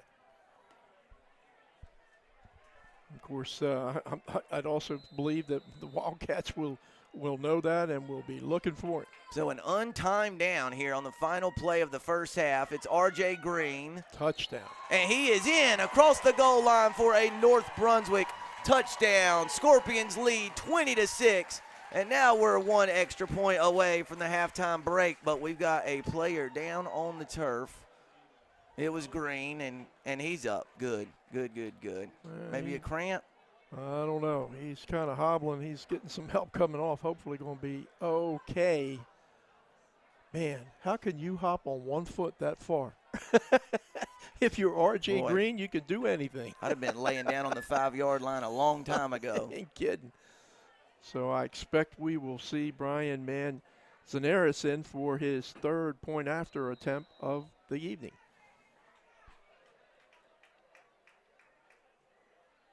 North Brunswick one extra point away from taking a 21-6 lead into the break on your ATMC TV game of the week. Kick is up. Kick is good. And the Scorpions have a 21-6 advantage. And now we'll go to the halftime break. North Brunswick 24 minutes away from evening its 2021 record. But the Bunn Wildcats will surely have something to say about that in the second half. 24 minutes of game action left here at Gary Bishop Stadium. It's North Brunswick 21, Bunn 6 on your ATMC TV game of the week.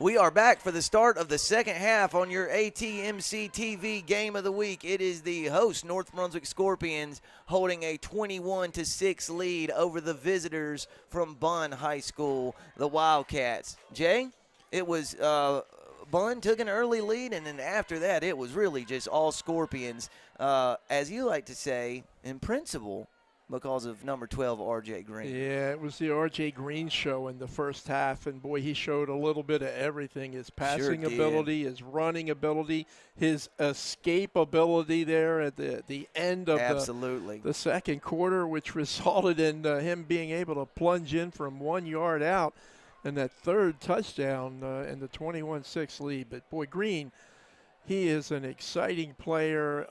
You folks in Brunswick County, New Hanover County, wherever the heck you are, you get a chance to see this young man play, you're in for a treat. Boy, I tell you, Jay, he has just become one of the area's real premier talents. He's a special player. Onside kick attempt by North Brunswick again. This one smothered and covered like Waffle House hash browns by Calvin Jones. Man, Waffle House has come up in conversation like 4 times since I've been here. Glad I could bring back a certain dignity to the broadcast. Yeah, you must be hungry. Yeah, so what did you call them potatoes? What did you just say? Smothered and covered. Smothered and covered, but that's the fried potatoes that they make. There's got to be some kind of a marketing thing with the potatoes and football. I don't know. Smart people will figure that out.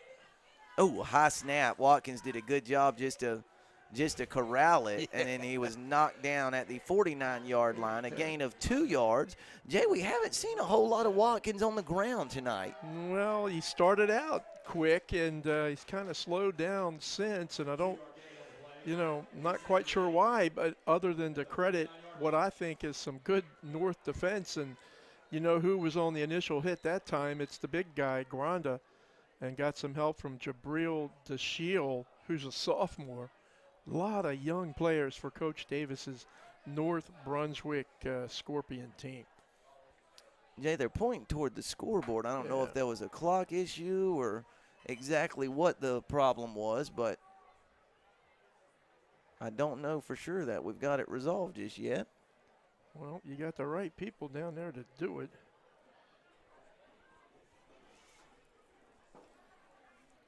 So Bunn faces a 2nd and 8 from the 49-yard line.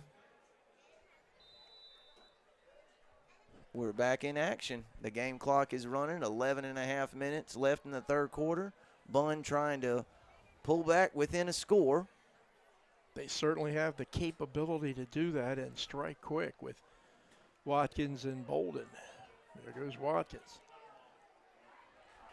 Watkins met by half of North Brunswick's defense at the 46-yard line. Number 51, Braxton Beck, was one of the North Brunswick Scorpions there to help bring Watkins down. So ball marked at the 47.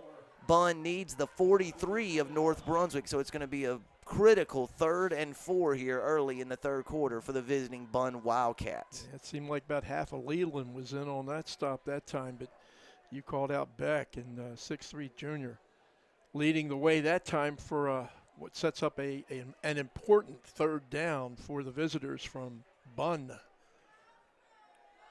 Mongold in motion. 3 receivers to the top of the screen, 1 to the bottom. Bowden flanks Watkins in the Bunn backfield. Student body right, and North Brunswick all over it. Geez, that's some good defense, Sam. All over it. And I believe the Scorpions just gifted the Bunn Wildcats a first down after the play. I hope not. 23, Tucker Goss, along with dead ball, unsportsmanlike conduct against North Brunswick. Yep.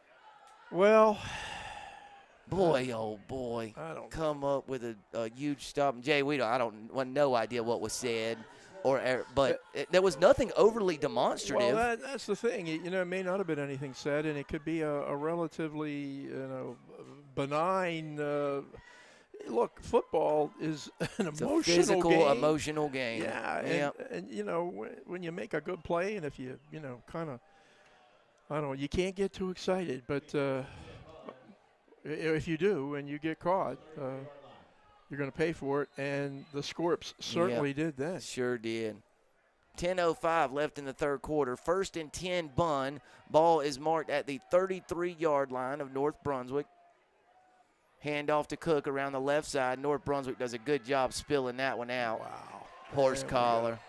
Man, North Brunswick can't catch a break here on the last couple plays. Did a good job defending both times, and then, first time an unsportsmanlike penalty moves the ball up, and this time you just make a good aggressive play and, grab some face mask or some horse collar. Yeah, personal foul, face mask against North Brunswick. Ball will be walked off from the 33 to about the 18-yard line. So, boy, Bunn hasn't really done it offensively, but the Wildcats are in business here early in the third. Well, their best plays on this drive have been penalties against North, and the Scorps did a nice job stringing that one out Sure that time. did. But sure, they played that one exactly how you're taught. Sure did, but they just didn't execute it, with by Yep, grabbing bringing them down face. legally. Yeah, so sets up another first down for the visitors. The 1st and 10 at the 18. Watkins has two tailbacks back there with him, snapped all the way over his head, and he falls on it at the 40-yard line. Jay, a loss of 22 yards on 1st and 10 from the 18.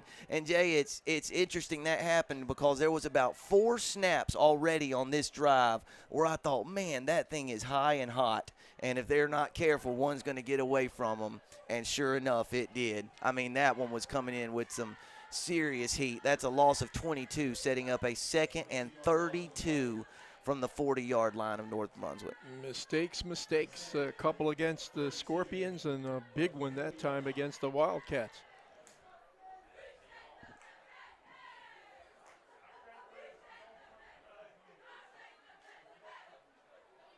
There's Bowden around the left side. North Brunswick spills it out. Bowden runs over a North Brunswick defender, but North Brunswick does a good job bringing him to the ground. Bowden marked down at the 31-yard line, so a gain of 9, but Jay, 23 yards away from the line to gain for the Bunn Wildcats. Well, understand LB Bowden is a 225-pound running back, and he went up off tackle that time and hit and bounced back and then had enough speed to get to the outside and make an 8-yard run. But as you said, Sam, still a long way to go. 3rd and 23, 8 minutes left in the third quarter. Shotgun snap. Watkins fakes the handoff. Deep pass into traffic. Very nearly picked off, but it falls incomplete, which will set up a 4th and 23 from around the 30-yard line of the Scorpions. As Jordan Jackson and trying to identify that other defender, maybe 31, Sarah? Jordan Jackson, the principal one that time. Had Bunn come up with that one, I think the Scorpions would have had a gripe. Martell's was bearing down on Watkins, just getting held in the offensive backfield, but no flag was thrown. So 4th and 23 from the 31. A middle screen. And gets about 3 yards, but well defended. 20 yards shy of the line to gain is Bunn, and North Brunswick forces a turnover on downs on the first drive of the third quarter. Scorpions in control here early in the third. Tell you what, that was for a while there, things did not look so good for the Scorps, but that kind of a bad center snap and then a couple of good defensive plays by North. So Scorps take over in fairly good field position with a really good 21-7, or check that, 21-6 lead. R.J. Green, see if he can work some more magic here. 1st and 10, ball marked at about the 28-yard line.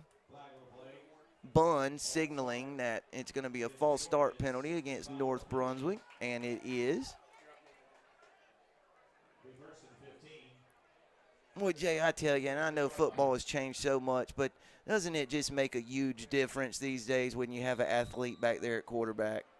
I mean, it just opens up a whole nother world of opportunity for these coaches and coordinators, especially when the quarterback can hand it to a kid like Baldwin. Oh, Joy Jay, this one is getting really, really chippy. Come on, come on, come on. I believe this one's going to go against the Wildcats. 22. He's got his hands up in the air saying, not me, not me. Yep, an unsportsmanlike call against Bunn, and that's going to be enough for the first down yardage for North Brunswick. You just don't like to see it, either team, you know. No, just play.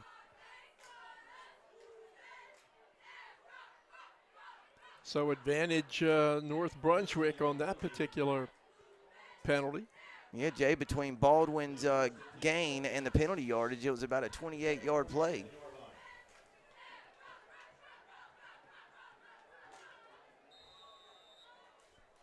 Seven and a half minutes left in the third quarter. Scorpions leading 21-6. Wow. Baldwin got some running room. Wow. Rumbles across the 45 down at the 43-yard line, enough for the North Brunswick first down. With that Scorpion offensive line stinging some people on the right side of it. Try to grab those numbers and let you know who's doing such a good job. That was a big, big hole.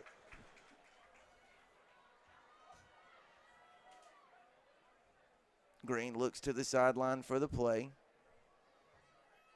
Two receivers to the bottom of the screen, one to the top. Baldwin gets the handoff, makes a couple of guys miss, but can't get away from the defensive end at the top of the screen. Tackled by Travion Artis and number 48, Elijah Alston there. Yeah, Austin's a sophomore linebacker that have a lot of high hopes for him at Bunn. Man, I have almost called them done about 8 gazillion times tonight. I think I did it 2 or 3, so.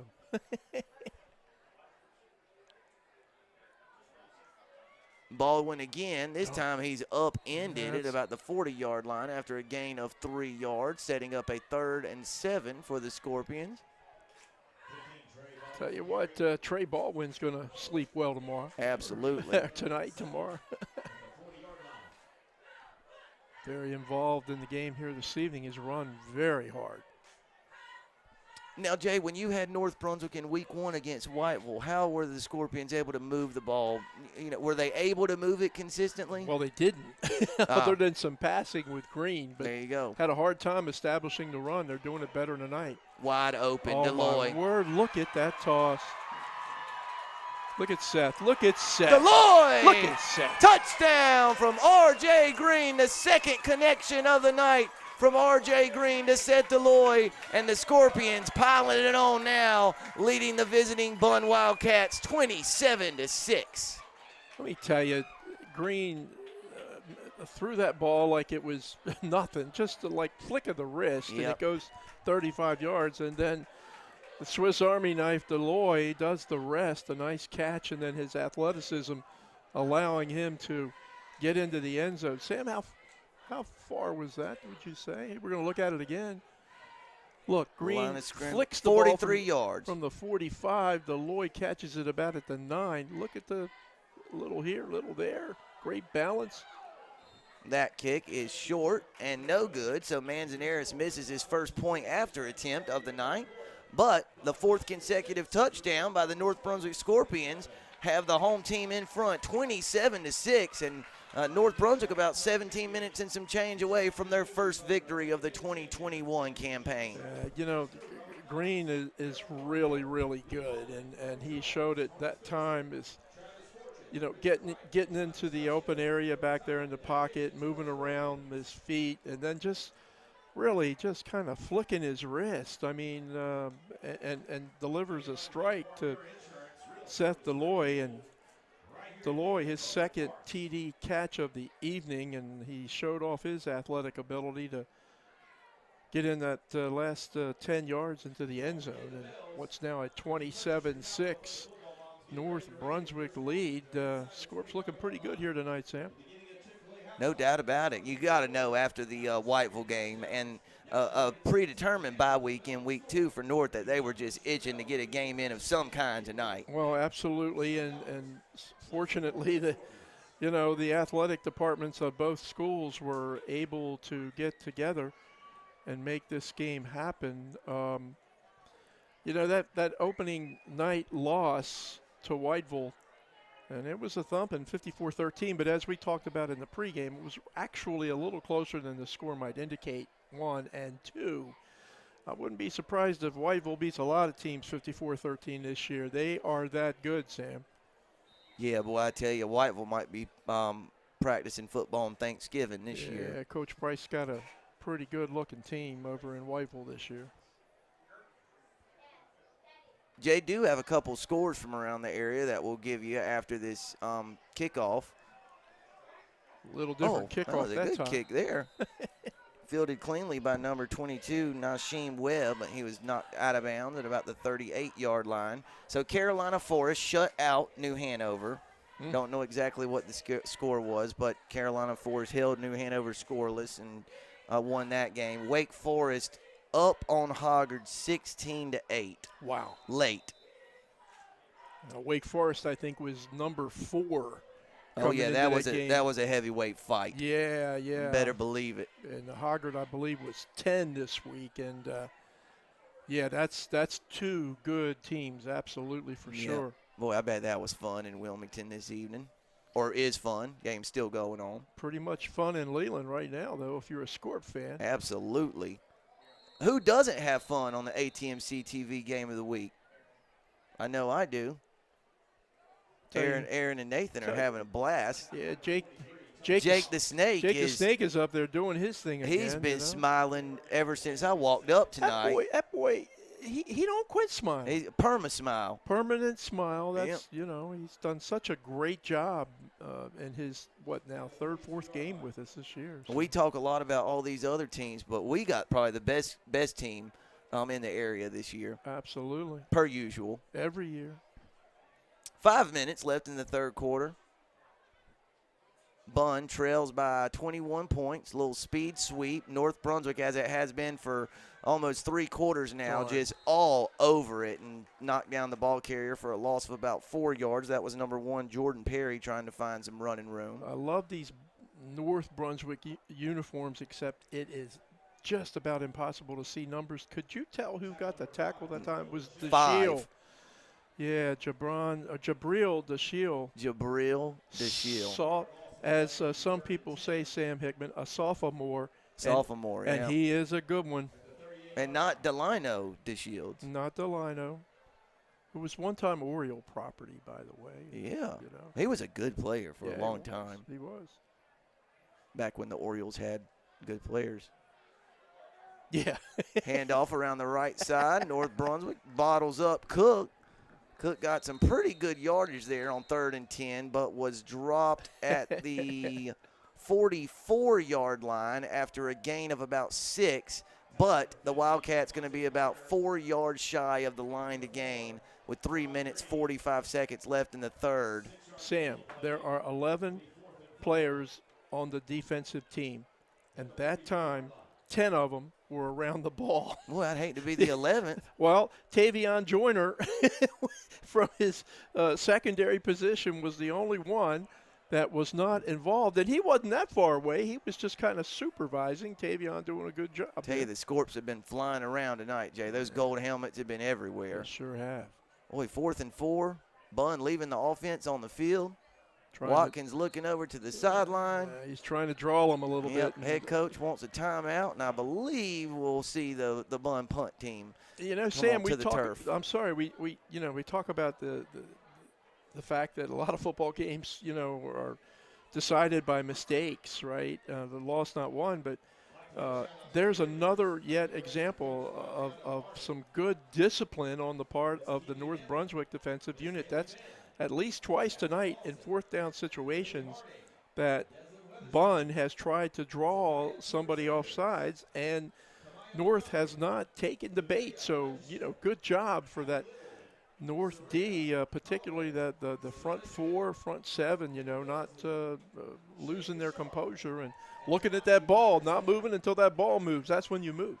I mean, Jay, can you think about it at the high school level? A team that comes to mind, immediately is Hoggard. But how many games through the years have they won just by not giving you anything, by not jumping off sides on 4th and 3, or hitting you late out of bounds, or lining up wrong, which allows a team a 70-yard touchdown? A high school team that's sound and just doesn't budge, doesn't give you anything, can probably win at least half their games. You can be in a lot of football games if you're able to do that. It's easier said than done. Here's another trick play. Now he's going to punt this one. Yep. And a good kick. punt. Still bouncing inside the 20, down at about the 16-yard line. So 6 and 34, a 40-yard punt by number 1, Jordan Perry. And we'll get another look at the North Brunswick Scorpion offense here with 3:04 left in the third. I was wondering, there's 3 different kids that punt for Bunn Wildcats, and Jordan Perry being one of them, and that's his second punt of the night.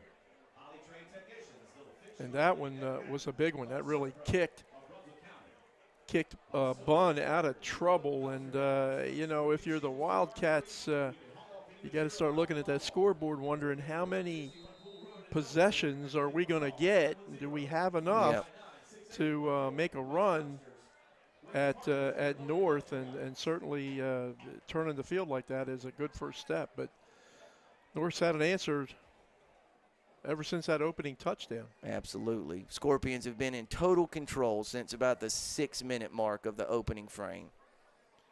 Helps when you can snap it to number 12. Sure does.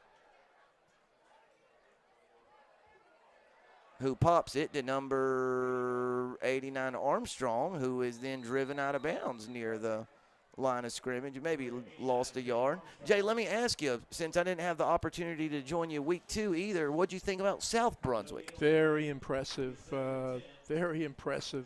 particularly the defense. I lost track. I saw 2 different reports, 9 sacks on one and 11 sacks on the other. But either way, that's I'd take the impressive. average of 10 was impressive. Yeah. And Danny Parker was sensational.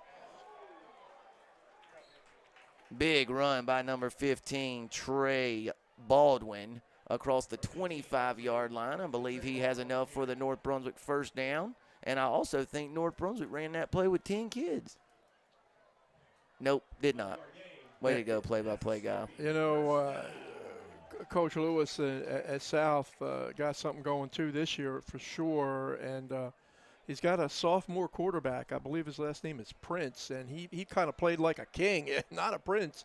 Fresh Prince? Yeah, awfully talented kid. And when you combine him with Shelton Bokook and Garrett Frazier, one of their linebackers. A lot of familiar names. They got a ball team. They really do. And there's another. I saw a name among the league leader, Theo Bell. Yes, Theo Bell. Yeah. He's among the league leaders in tackles. Sounds like a wrestler, but he's really a awfully good high school football player and had a whale of a game last week against Midway. So South off to a great start here this 2021 year. We are at the 2-minute mark as North hands it off. Oh, Jay, I thought it was a fumble. It was a helmet of Bunn. That's Tyler Anderson. Number 77 there lost his lid. Lost his cap there. Yeah, going to have to sit out a game, and that's going to let number 63, it looks like Wes Evans, get a chance to come into the game. But I tell you, Jay, the kids from Bunn are still getting after it. They are. They're playing hard. They're going to win some games this year. They already won one, and, let's look. This one's not over yet. But with Watkins, Bowden, and Cook in that backfield, they'll be a tough out for a lot of schools. Got a shot. Oh, there's a boy, play. Big hit in the backfield by Big 73. I don't have him. 73, 75. 75, I think, Dominic McDowell. Oh, thank you, partner. McDowell there hit the ball carrier right as he got the handoff. Tell you. Sets up about a 4th and 5 from the North 32. Yeah, that's one of them defensive plays of the week, for Dominic McDowell. Jay, now it's Bunn's turn to stay disciplined and not jump off sides. Wow. Oh, quick kick. Love it. Love that bounce if you're a Yep. Scorpion fan. Yep, love that by R.J. Green. Just made sure he caught the snap, kicked it away. It's down at the 38-yard line. It was about a 27-yard quick kick there on 4th and 5. So with, let's see, ball was snapped from the the hit by That's McDowell. Boom, Wow. just nailed the ball carrier. And Jay, I think McDowell was going to tackle Green and the ball carrier there if it came down to it. I think he had his choice. He chose wisely by tackling the player with the football. So nice play by McDowell. So 49 seconds left in the third quarter. North Brunswick 27, Bunn 6. Bunn has a 1st and 10 at its own 37-yard line. 3 scores down. They got to get it going. Handoff up the middle, gain of about 2 yards. And now Bunn getting back and lining up pretty quickly as Watkins trots toward the sideline and get the play from his head coach. Tucker Goss on the stop along with Camonte Carter. Dorian Herbin was the ball carrier for Bunn.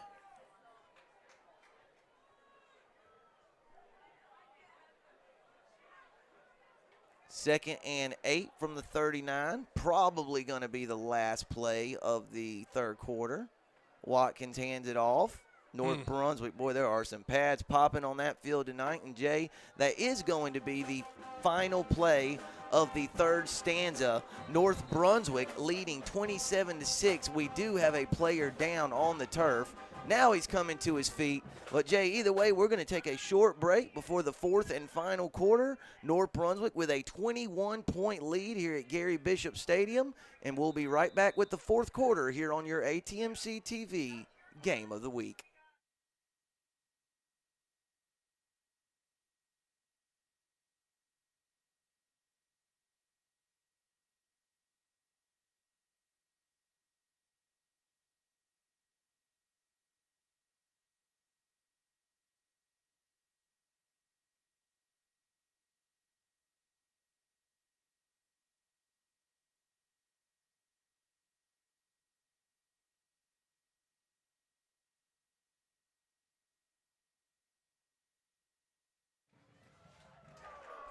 Well, Jay, we got a little taco hat / jump rope competition going on the home sideline. And weren't we just having this conversation at halftime? How much fun was it to be a kid? Yeah, and even when you're an old kid like me, it's still kind of fun. But Amen. I wish I could do what those guys are doing down there on that track, let me tell you. Hey, real quick, that was Braxton Beck. Who was in on that stop at the end of the third quarter, was a little bit slow getting up, but made his way to the sideline, and hopefully Braxton going to be okay. 6'3" junior defensive stalwart for North Brunswick. What we got going on now, Sam? Third.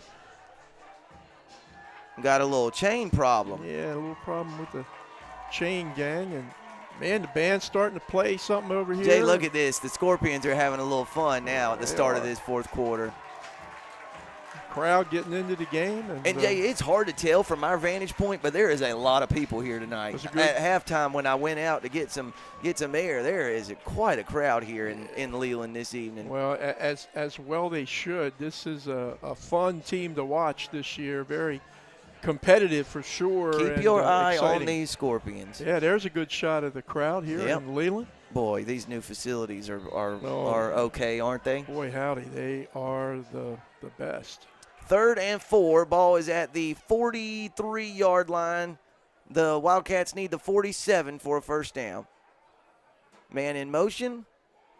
Option pitch. North all over it. Oh! Bring down Cook after about a Who is gain that, of Sam? 1 yard. That is number 4. Help me. Karen Green. Woo!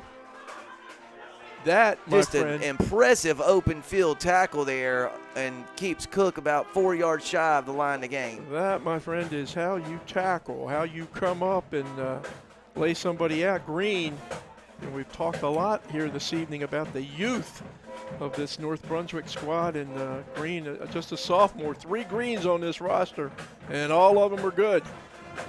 Yes, sir, indeed. Green like money. That was a money tackle, let me tell you. Absolutely. Oh, boy, Jay. Boy, being literally chased like backyard football, yes, and sir. somehow gets the kick away, and then it ends up taking a pretty fortunate Bunn bounce. Ball dies at about the 30-yard line, so 7 plus about a 25, 27-yard punt by number 1, Jordan Perry, and 10:56 left in the game. North leads by 21. Sam, Jordan Perry kind of fun to watch too He on is. Punt situations. Right? You never know what he's going to do back there. I'm not sure he knows. But yeah, good point. Great point. I'll bet you, Coach Dale Murphy knows what he's going to do. Better believe it. Told him what to do, but better believe it. Yeah, you gotta mark him for sure. What nice. Man, I just love and cherish the opportunity to get to watch these kids play football with everything going on in the world, Jay. Lord have Anyone mercy. who can find a game on Friday night, congratulations. We should celebrate the fact that we're even playing. We do, and we should do it more. And you know what would be real good for North Brunswick now is a nice, 10-minute drive. They'll take whatever they can get and finish off in the end zone, but they're right back over that ball, Sam, after picking up 5. And now we have a whistle that stops the game clock momentarily. And Green coming That's out. about the only thing that can stop R.J. Green. What's he got to come out of the game for? He bleeding or something? I don't know, but I think, will we see? Well, here comes Taryn Green. His brother, I thought, was the one of the backup quarterback. There's number 4, Taryn Green, the sophomore quarterback and defensive back who just made an excellent play on North Brunswick's defensive possession. No. 2nd and 4 for the Scorpions. Sorry, Jay. He goes 65 yards. What you going to do? RJ, you're out, pal. Sorry. Appreciate everything you've done. Taryn, well, you're the guy. Good job, brother. You listen. Unless Patrick Mahomes or Aaron Rodgers rolls into Brian Davis's locker room, Yeah. R.J. Green's quarterback job is safe. I'd say it's as good as you're going to get. Yeah. Boy, he is a special, special talent. Back on the field. Green drops back. Steps up. Oh, hang on. Oh, this time Green can't quite get away. He's brought down by about 3 different Bunn Wildcat defenders, including number 52, Aaron Bullock, 42, Julius Jones, and I believe 63 was there as well, Wes Evans. But, I like the fact that Green that time just, he stepped up in the pocket. Yep. He was still looking downfield. Didn't just bail, yep. Nope, he didn't bail. He doesn't have happy feet, right? He's got some composure and poise for a young quarterback. Here's Trey Baldwin on the carry. Another decent job by the Bunn Wildcat defense, and that was a 3rd down snap, partner. So I believe that's going to set up a – oh, maybe that was a 2nd down snap. Sorry. They got one more. They got one more. 3rd and 11. I'm selling them short. Hopefully they got more than one.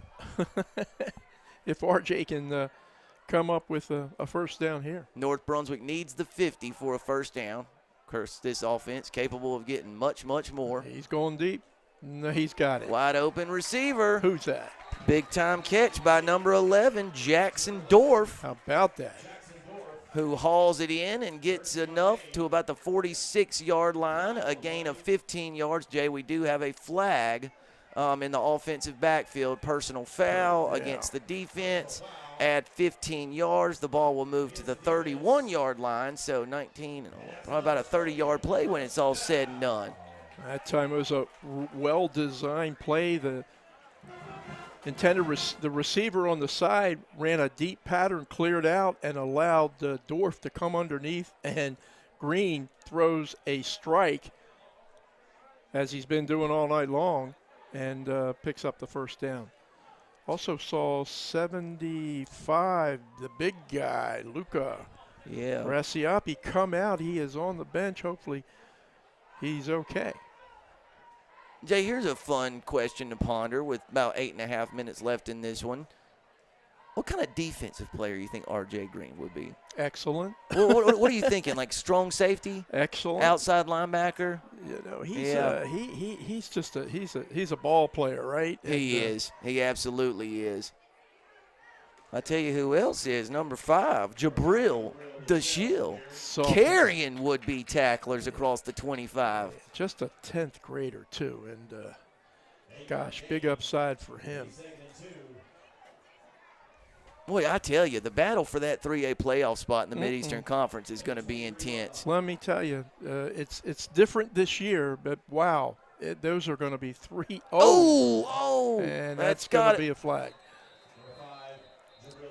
Okay, so for the first time maybe in 34 years on this earth, I think every official on the field just threw the same flag for the same offense. I mean, there's 4 different hankies laying on the turf right now. Well, sometimes it's so obvious but you see it. You see the.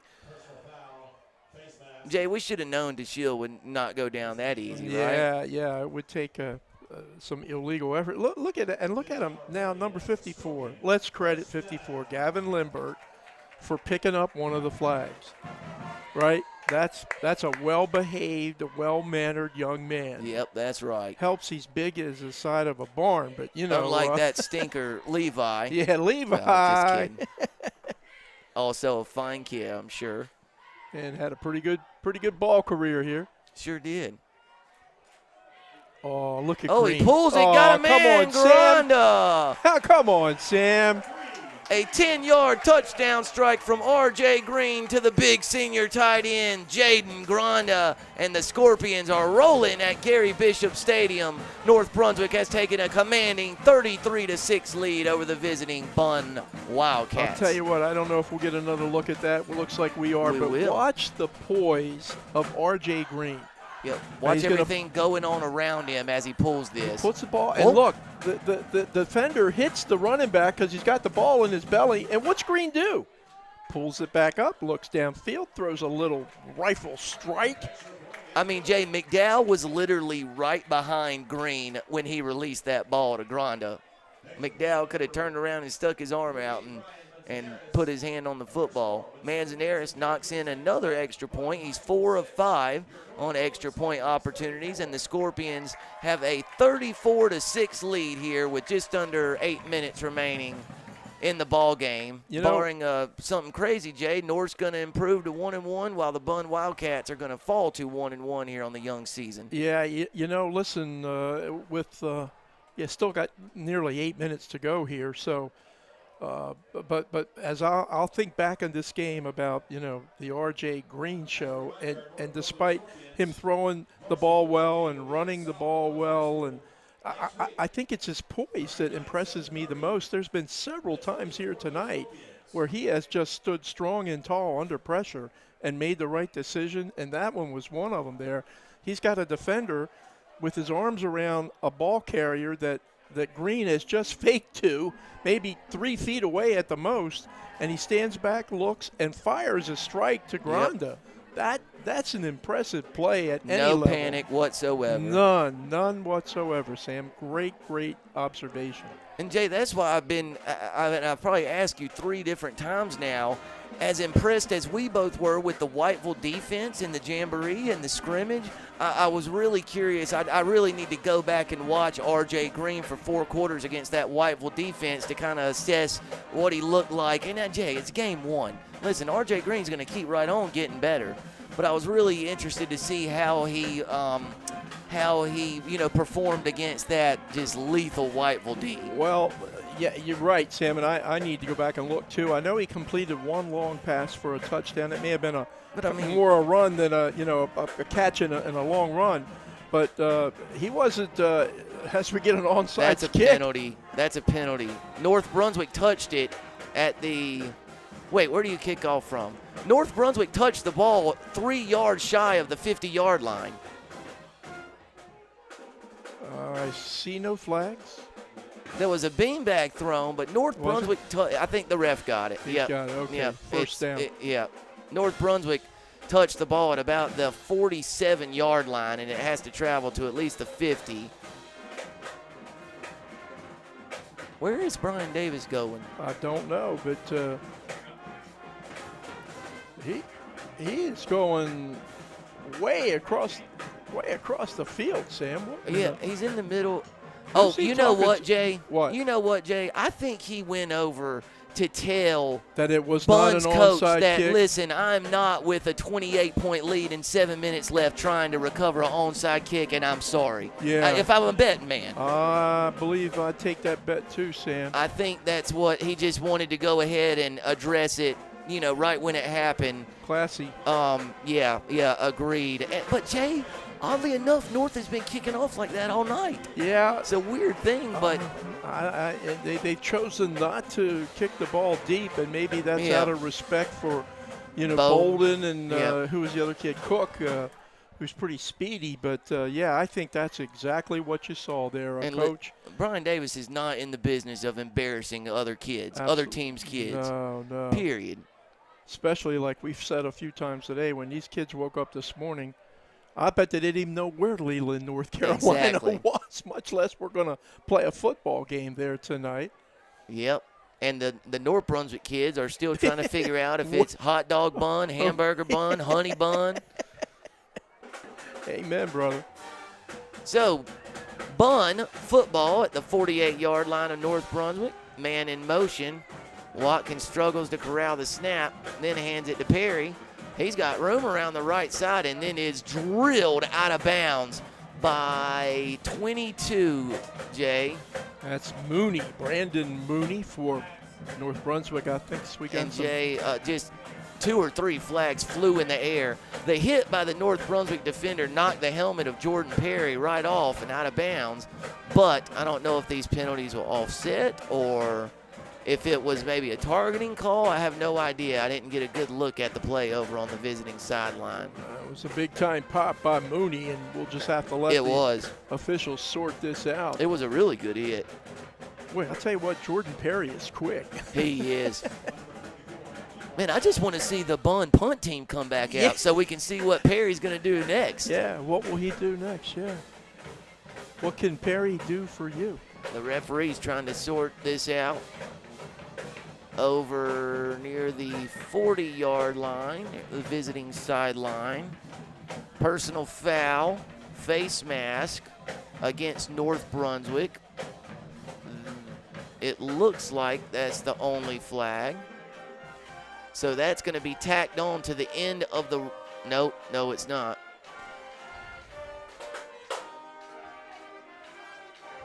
So they tacked on a personal foul for North Brunswick. Now it's a dead ball, unsportsmanlike conduct against Bunn. So now they'll come back 15 yards back this way. It looks like the end result, the ball will be at around the 42-yard line, which is exactly where Perry got hit out of bounds. Or not hit out of bounds, but where he was run out of bounds on the previous play. So all things kind of end the way they were supposed to. It was about a 6-yard gain. Yeah. Yep, 2nd and 4. But, boy, I tell you, I really didn't see a face mask by Moody over there. It looked like he threw his shoulder into him. That was a big-time hit, yeah. These refs know what they're doing, and I certainly don't.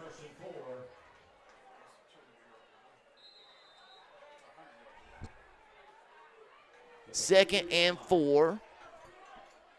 Watkins in the shotgun. Change the down marker.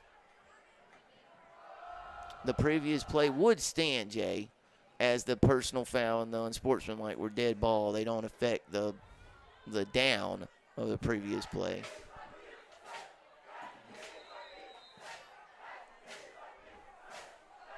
And we got player coming in, player going out. Yep, that's going to be, well, they didn't throw it. That's going to be defensive pass interference. Yep. Bunn got a man behind the defensive secondary, and it was underthrown, and North got back, Jay, but never turned around to make a play on the ball and interfered with the Bunn wide receiver. I think Javon Perry was the intended receiver on that play, and Sam, I think number 10? I believe. Yep, you are right. I think you are correct. Described that one perfectly, and the officials are once again getting together to sort it out. Jay, I want you to look at the shoes of a player on the North Brunswick sideline, number 13, Eric Mosley. He's in street clothes, sweatpants and his jersey. I see him. Look at those bright red bad boys. Dude, he looks pretty healthy. I don't know why he ain't playing. So my 5-year-old got a pair of red tennis shoes to wear to his his first day of school shoes, and he wanted red ones. Well, red is in. Which I'm like, Huck, you're 5 and already have more style than I've ever had. Easily. Hey, that kid Mosley's a nice ball player. He's another one of the youngsters, a 10th grader, and a sophomore. A sophomore, yeah, and he's gonna play some ball here in Leland. So 1st and 10 at the 27-yard line of North Brunswick. Handoff. Bunn looking for running room. He's got some. That's Cook across the 20. Dragged out of bounds at about the 16-yard line. A gain of 11 yards and a Bunn Wildcat first down. Like tackled by Bondurant that time for North Brunswick. But not before, as Sam describes, a first down for the Wildcats. 1st and 10 at the 16-yard line of the Scorpions. 6 minutes, 50 seconds left to go in the game. North Brunswick 34, Bunn 6.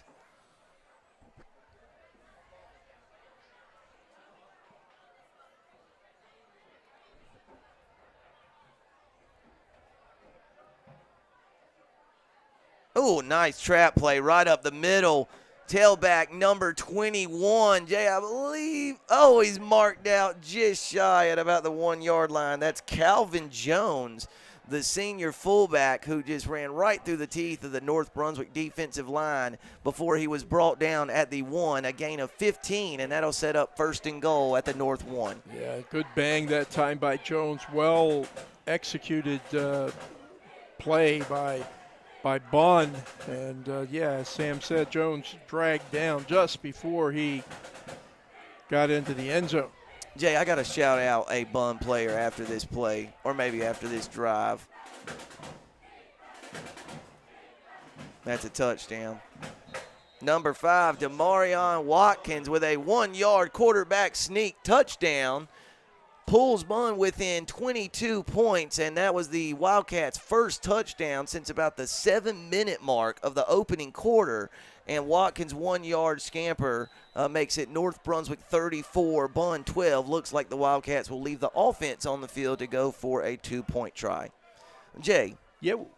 Senior center, number 76 for Bunn, Keegan Troutner. Yep. Every time they've broken the huddle, he pretty much sprints to the ball. And I've just watched him this drive, kind of block and get off the ball. And that kid, he's a good player, and he is hustling still, midway through the final quarter in a game that's probably already decided. And Troutner is, he's fighting for every inch out there. And I just thought it was worth mentioning. I think you're absolutely right. And, Troutner's a kid that's figured it out, right, that there's only so many snaps that you're going to have, right? That's right. Only so many plays that you're going to have, and doggone it, make the most out of every one of them, have the most fun you can out of every one of them, because there's no guarantees. And good to see that kind of hustle, even if your team is well behind, as Bunn is here this evening.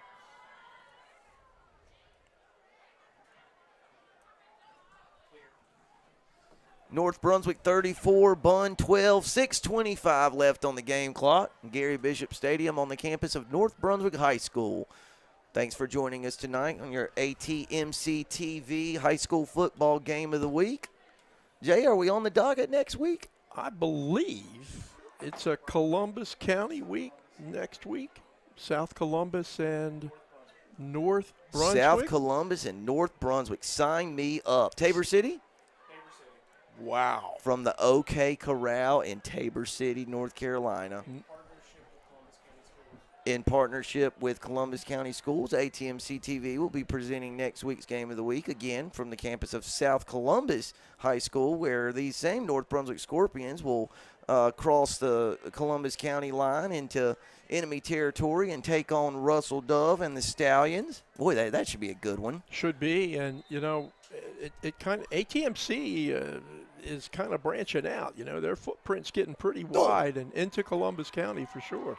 Boy, Jay, did you see that thing hop up? That thing was spinning. I think that was a trick kick. Well, I've seen more funky things on kickoffs and punts tonight than I have all year. Get it? It's my first game. I got you. Who was that with the ball? Number can't be 12 because was that's it green. 11 Dorf? Well, not sure who returned the kick. 60 maybe? Is that Only Bell? in small-town North Carolina high school football can you see an offensive guard handle the kickoff duties for a team. That was number 51, Stephen Angulo for Bunn. And we think maybe it was Atkinson Bell that returned it. I don't know. I was just wanted to give him some credit because that was kind of a hard catch. And who we got in at quarterback? Jay, I believe we got number 4. Another green? Another green. And the shield, I believe, on the carry. Nope, Jay, this number 8, Tristan Marks. The ball carrier there across the 40 to the 41-yard line. A pickup of, we'll call it 4 yards, setting up a 2nd and 6. You know why that's an important gain? Because Tristan Marks came into this game with a -1 yard for the year. Well, he's got 3 now. He is now positive, and we like that for Tristan Marks. Yes, we do. Tristan on the marks. So sophomore Teron Green in at the QB position. Surely that's going to get blown dead, no? Nope. No false start, no offsides, and Teron Green tackled at the line of scrimmage. No gain. Sets up a 3rd and 6 for the host Scorpions. 5 minutes, 20 seconds left in the ball game. North Brunswick leading 34-12 here on ATMC TV. Coach Brian Davis and his Scorpions on the verge of collecting their first victory here of the 2021 season, and I think he would like them to just make sure they don't turn the ball over. Pick up a first down or 2 would be nice. Keep that clock moving. Yeah, but priority number 1, protect that football like Green just did, catching that high snap. And the ball carrier dropped for a short gain of about 1 yard. That was Tristan Marks again. He got to the 42-yard line, but North Brunswick needs the 47 for a first down. So that's going to set up a 4th and 5 and more than likely bring on the North Brunswick punt team. I would think we would see Braden Lanier. Well, maybe not. What we got, Sam? Maybe try to draw them off sides first? I would think. I would not think they would want to snap the ball here. No. You're just inviting to come back at some point, right? Trying to take some time off the clock is judicious. They snapped it. I don't think he was supposed to snap it, partner. I don't think he was either. I think North Brunswick was just trying to freeze the Bunn defense, and the North Brunswick center snapped the ball, catching everyone, including Bunn, off guard. Yeah. And then Teron Green was dropped for about a gain of 1 or 2, forcing a North Brunswick turnover on down. So now Bunn takes over at about the 44-yard line with 4 minutes left, down by 22. Sam, I can't tell if that was – I think it was Coach Davis who's got a visor on, and he had his hands on top of his head holding on to him, and they just threw his hands down. Life of a coach. Life of a coach, right. Jay, I know it's hard to believe. He's shaking his head, Sam. It's hard for a lot of our viewers, but believe it or not, 15 and 16-year-olds don't always do what you coach them to do. Yeah, a lot of times older ones don't either, but not the way they drew it up. You can laugh when you got the big lead that they have. And that's some Tough Number defense. 10, Javon Perry on the carry, met by Martels, who unofficially has 111 tackles this evening. Well, he has been active. Very involved. He always is, though. Yeah, he's just one of those kids like Kenton Stafford was the man. last Remember 3 years. That kid could play. He's always around the ball. Always around the ball. I'd like to know what Kenton's doing now. I hope he's, doing well, whatever it is, and I'm hoping it involves football because that kid was a player. Sure was. 3.5 minutes left to go in this one at North Brunswick. Looks like the Scorpions are going to improve to 1-1 on the year. They lead Bunn by 22 points with 3:15 left in the game. Handoff up the middle. This time for Bunn, it is number 20, Dorian Herbin, the sophomore tailback. Tackle by number 23, Tucker Goss. 2, maybe 3 yards on the gain by number 20, Dorian Herbin. That's going to set up a 3rd and 7 from the 41-yard line of the Scorpions. Tell you what, Sam, Goss and Martels are both juniors, and they both play big roles as linebackers here for North. And tell you, when they're seniors next year, that's a pretty good combination. Absolutely. And going to have some pretty big shoes to fill. Bunn going to pass. Watkins still on his feet. Jay, is that a flag in the defensive backfield at about the 23-yard line? It's against North Brunswick. The referee signaling that it's against the, or no, is he picking it up? Yep, it is waved off. No flag. So, Watkins was run out of bounds where, Jay? At the 37-yard line, picked up about 3 or 4 yards. So that's going to set Bunn up with a 4th and 3 from the 37-yard line of North Brunswick. I think that was Leo Acera, the senior linebacker who ran or pushed Watkins out of bounds. So to set up this 4th down play with how much left time? 2:09. 2:09 to go. So it may be over anyway, but this is certainly the last hope for Bunn if they want to stage a miraculous, 4th quarter comeback. 4th and 4. Watkins rolls out to his right. Oh, good. Horse collar. Oh, darn.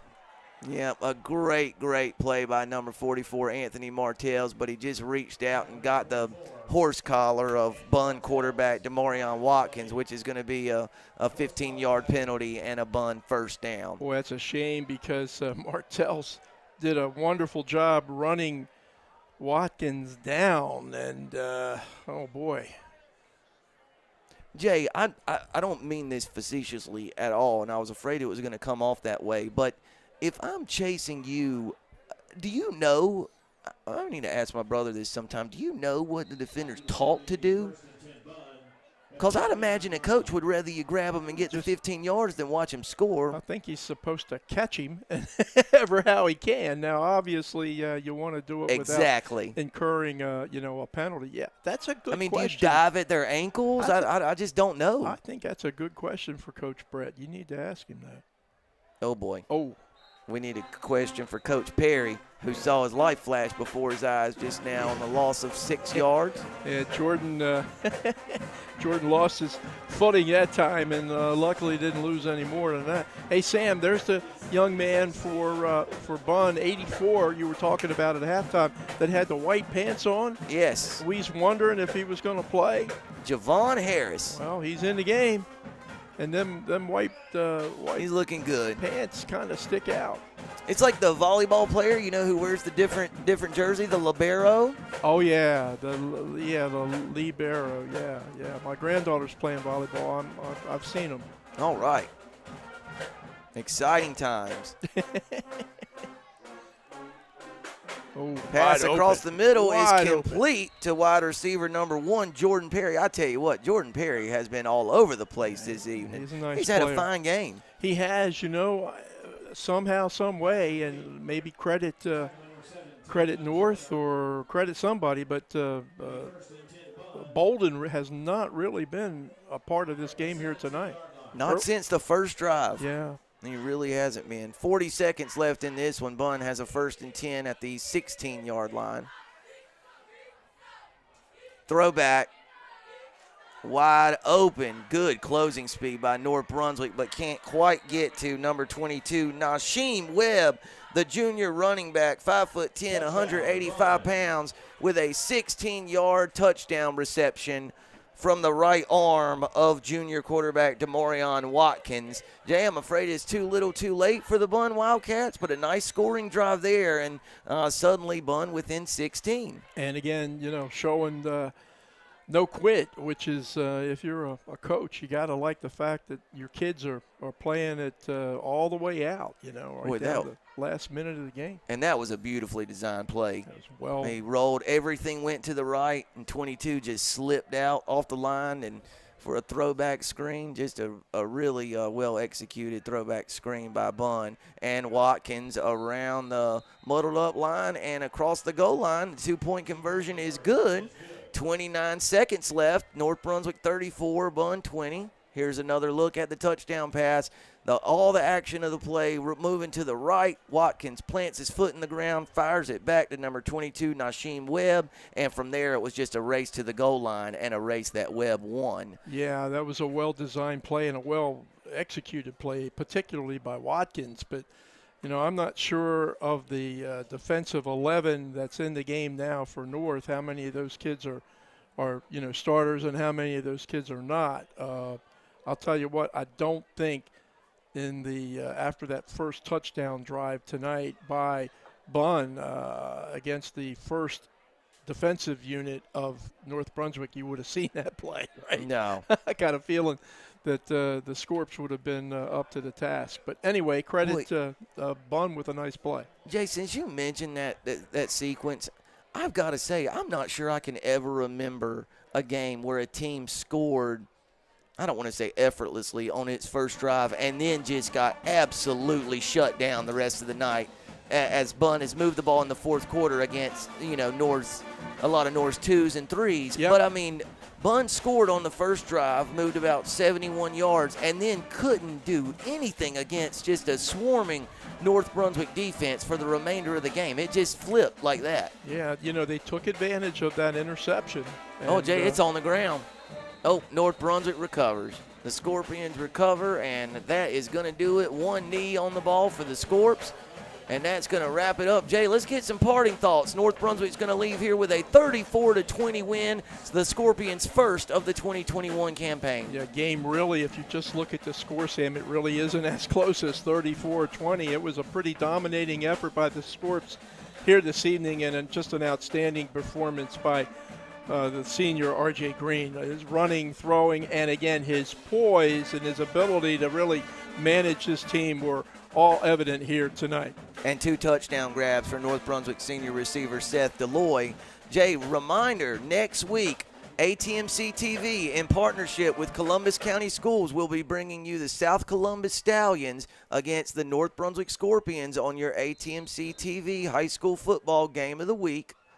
Again, ATMC TV, in partnership with Columbus County Schools, will bring you South Columbus against North Brunswick next week on your ATMC TV game of the week. For Nathan Evers and Aaron Varnum and Jake the Snake, Jay, it's fun to be back, man. Great to be back, and everybody out there, stay well.